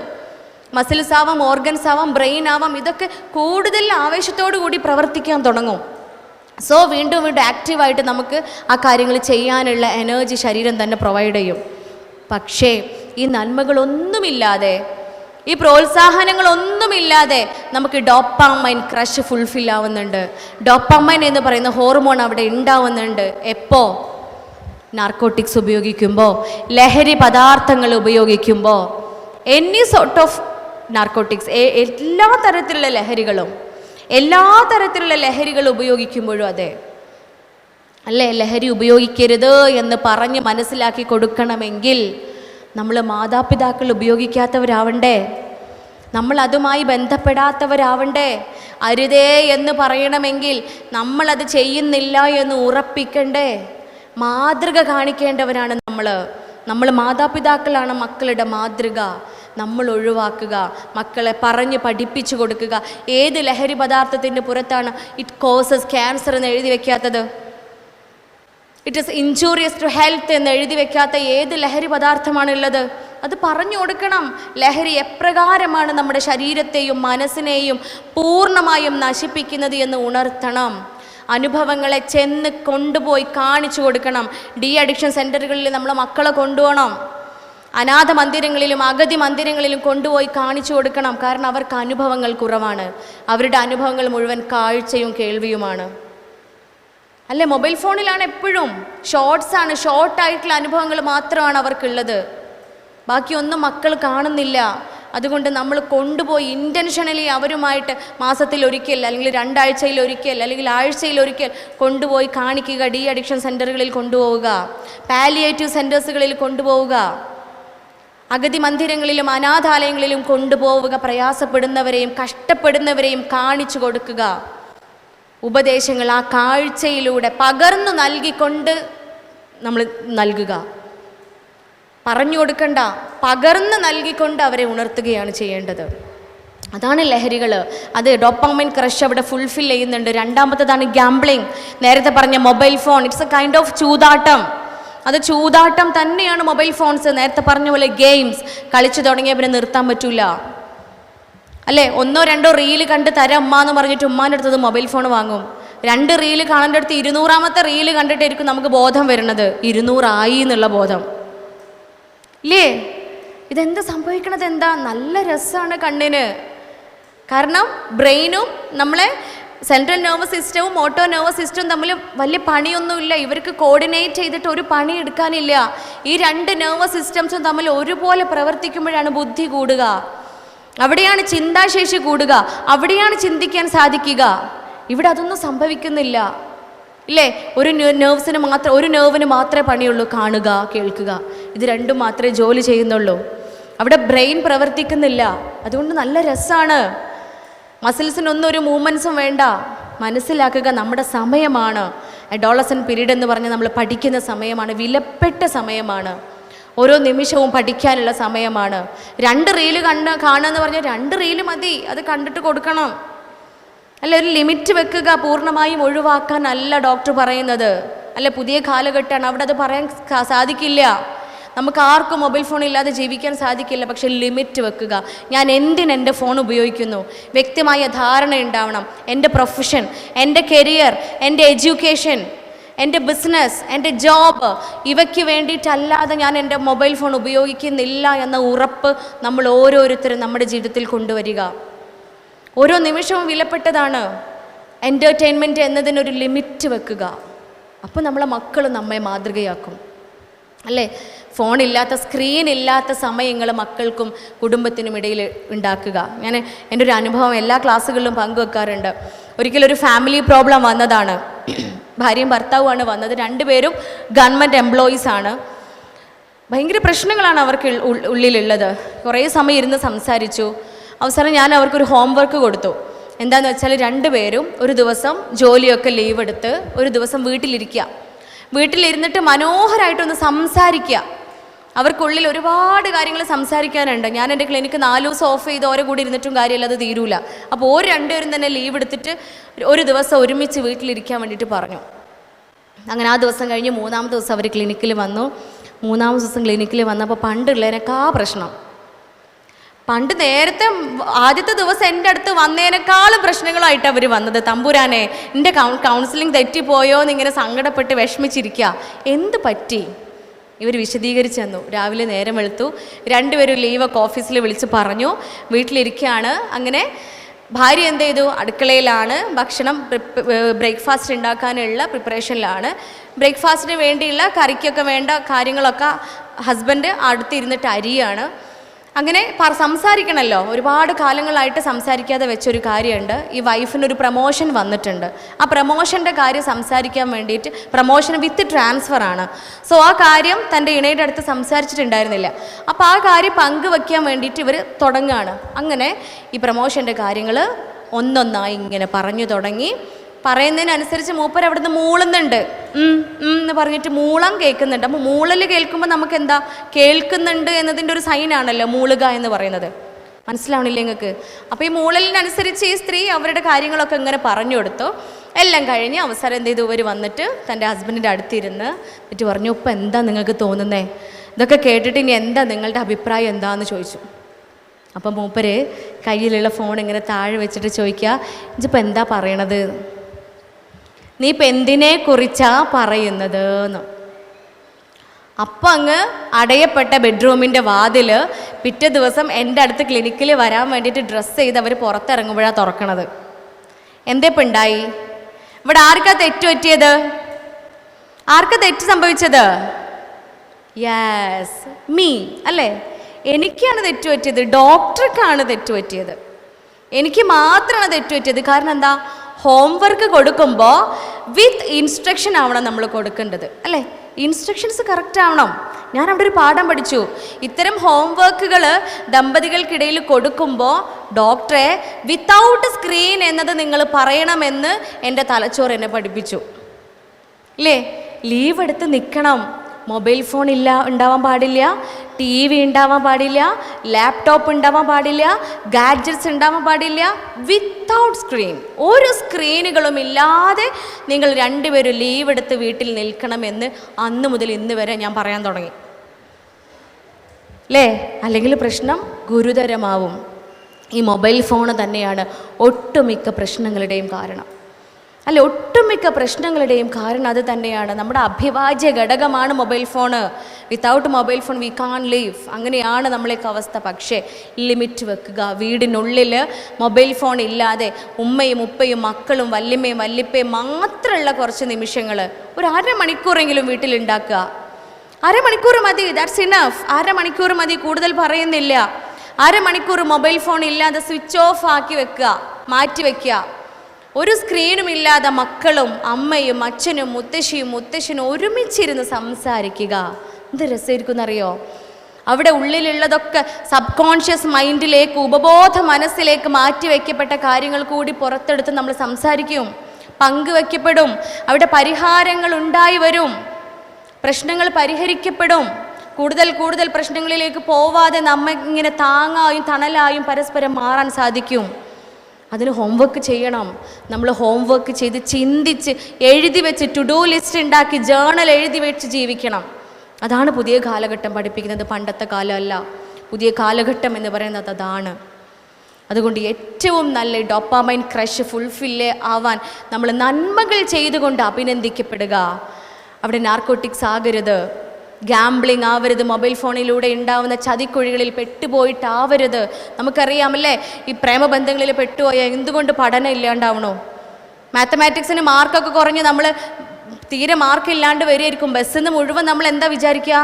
ഞാനിത് തീവ്ര പഠന യജ്ഞമായിരിക്കും, പഠിച്ച അടുത്ത എക്സാം ഞാൻ ഫുൾ മാർക്ക് വാങ്ങും. ഇല്ലേ? കണക്കിന് അടുത്ത എക്സാം ഞാൻ ഫുൾ മാർക്ക് വാങ്ങും എന്നൊക്കെ വിചാരിക്കും. ബസ്സിൽ വീട്ടിലെത്തുമ്പോഴാണ് ഉമ്മാൻ്റെ ഫോണ് കാണുക. അല്ലേ? ആ ഫോണൊക്കെ കിട്ടുന്നതോട് കൂടിയിട്ട് മാർക്ക്, എന്ത് മാർക്ക്? ഫോണിൽ നമുക്കത് ശരിക്കും ഫീൽ ചെയ്യാൻ പറ്റും. മൊബൈൽ ഫോൺ എടുത്ത് 2 റീൽസ് കണ്ടാൽ മതി. നമ്മൾ അതുവരെ മെനഞ്ഞു കൂട്ടി ആ ഒരു സ്വപ്നം ഉണ്ടല്ലോ, ഒരു ലക്ഷ്യം, അതങ്ങ് ഇല്ലാണ്ടായി ചോർന്നു പോകുന്നത് നമുക്ക് ഫീൽ ചെയ്യാൻ പറ്റും. അതാണ് അവിടെ സംഭവിക്കുന്നത്. ഓർക്കുക, ആ ഗാംബ്ലിങ്ങിൽ നമ്മൾ പെട്ടുപോകാതിരിക്കുക. മൂന്നാമത്തത് ഈ സെക്ഷുവാലിറ്റിയാണ്. ഈ പിയർ ഗ്രൂപ്പിൽ ഉണ്ടാവുന്ന ബന്ധങ്ങൾ, അതെന്തുകൊണ്ട് ഇങ്ങനെ വഴിതെറ്റി പോകുന്നു? അതൊരു ചോദ്യമല്ലേ? പണ്ട് കാലങ്ങളിൽ ഉണ്ടായിരുന്ന പ്രണയങ്ങൾ ഇങ്ങനെയായിരുന്നോ? അല്ല, ഒരിക്കലും അല്ല. അതൊക്കെ ദിവ്യ പ്രണയങ്ങളായിരുന്നു. വിവാഹം കഴിക്കാൻ വേണ്ടിയിട്ട് കാത്തിരിക്കും. നമുക്ക് പവിത്രമായതെല്ലാം പവിത്രമാക്കി തന്നെ വച്ചുകൊണ്ട് കാത്തിരിക്കും. ഇതതില്ലേ, കാത്തിരിപ്പില്ലേ, കാത്തിരിപ്പിന് പ്രസക്തിയേ ഇല്ല. എത്ര കേസുകളാണ് നമ്മൾ കാണുന്നത്, കേൾക്കുന്നത്. സംരക്ഷിക്കുക നമ്മുടെ ശരീരവും നമ്മുടെ മാനവും നമ്മുടെ അന്തസ്സും. ആൺകുട്ടികളും പെൺകുട്ടികളും സംരക്ഷിക്കുക. പഠിക്കേണ്ട സമയത്ത് പഠിക്കുക, സ്വന്തം കാലിൽ നിൽക്കത്തക്ക രൂപത്തിലുള്ള വിദ്യാഭ്യാസം നേടിയെടുക്കുക, ഉയരങ്ങൾ കീഴടക്കുക. ഏറ്റവും നല്ല രീതിയിൽ നല്ലവളെന്ന് പറയിപ്പിക്കാൻ ഭയങ്കര പ്രയാസമാണ്, അല്ലേ? നല്ലവളാണ്. നടന്നു പോകുമ്പോൾ ആളുകൾ പറയണം, ഇന്ന ആളുടെ മകളാണ് നടന്നു പോകുന്നത്, എന്ത് നല്ല കുട്ടിയാണെന്നറിയാവോ? അല്ല, നേരത്തെ പറഞ്ഞ പോലെ ഒരു മെസ്സേജ് കണ്ടാൽ ഫോർവേഡ് ചെയ്യാൻ എല്ലാവരും ഉണ്ടാവുള്ളൂ. സകല ഗ്രൂപ്പുകളിലേക്കും നിമിഷങ്ങൾ കൊണ്ട് നമ്മൾ ഫോർവേഡ് ചെയ്യും. ഫോർവേഡ് മെനി ടൈംസ് എന്ന് പറഞ്ഞിട്ടാണ് പിന്നെ നമ്മൾ ആ മെസ്സേജസ് കാണുക, അല്ലേ? അതുകൊണ്ട് നമ്മെ പ്രൊട്ടക്റ്റ് ചെയ്യാനും സംരക്ഷിക്കാനും ഒരു നാട്ടുകാരും ഉണ്ടാവില്ല. നമ്മുടെ മക്കൾക്ക് നമ്മളെ കാണൂ. എൻ്റെ മക്കൾക്ക് ഞാനും എൻ്റെ ഇണയുമേ കാണൂ. നിങ്ങളുടെ മക്കൾക്ക് നിങ്ങളും നിങ്ങളുടെ ഇണയുമേ കാണൂ. മക്കളുടെ സംരക്ഷണം നമ്മൾ തന്നെയാണ്. ആ വലയം ദൃഢമായി കൊണ്ട് മക്കൾക്ക് ചുറ്റും നമ്മൾ തീർക്കുക. നല്ലത് മാത്രം കാണിച്ചു കൊടുത്തും നല്ലത് മാത്രം കേൾപ്പിച്ചു കൊടുത്തും നല്ലതുകളെ മാത്രം അനുഭവിപ്പിച്ചു കൊടുത്തുകൊണ്ടും വളർത്തുക. കൺകുളിർമയേകുന്ന, നമുക്കെന്നും ആനന്ദമായി മാറുന്ന സമ്പാദ്യവും സമ്പത്തും അലങ്കാരമാണ് എന്നാണ് പരിശുദ്ധ ഇസ്ലാം മതം പറയുന്നത്. ശരിയാണ്, അലങ്കാരം തന്നെയാണ്. സമ്പത്തും സന്താനങ്ങളും നമുക്ക് അലങ്കാരമായി മാറാൻ കുറച്ച് പണിയെടുക്കണം, കുറച്ച് നമ്മൾ കഷ്ടപ്പെടണം. ആ രൂപത്തിൽ മനോഹരമായ കുടുംബജീവിതം നമുക്കും നമ്മുടെ മക്കൾക്കും സാധ്യമാറുമാവട്ടെ എന്ന് ആത്മാർത്ഥമായി പ്രാർത്ഥിച്ചുകൊണ്ട് ആശംസിച്ചുകൊണ്ട് നന്ദി, നമസ്കാരം.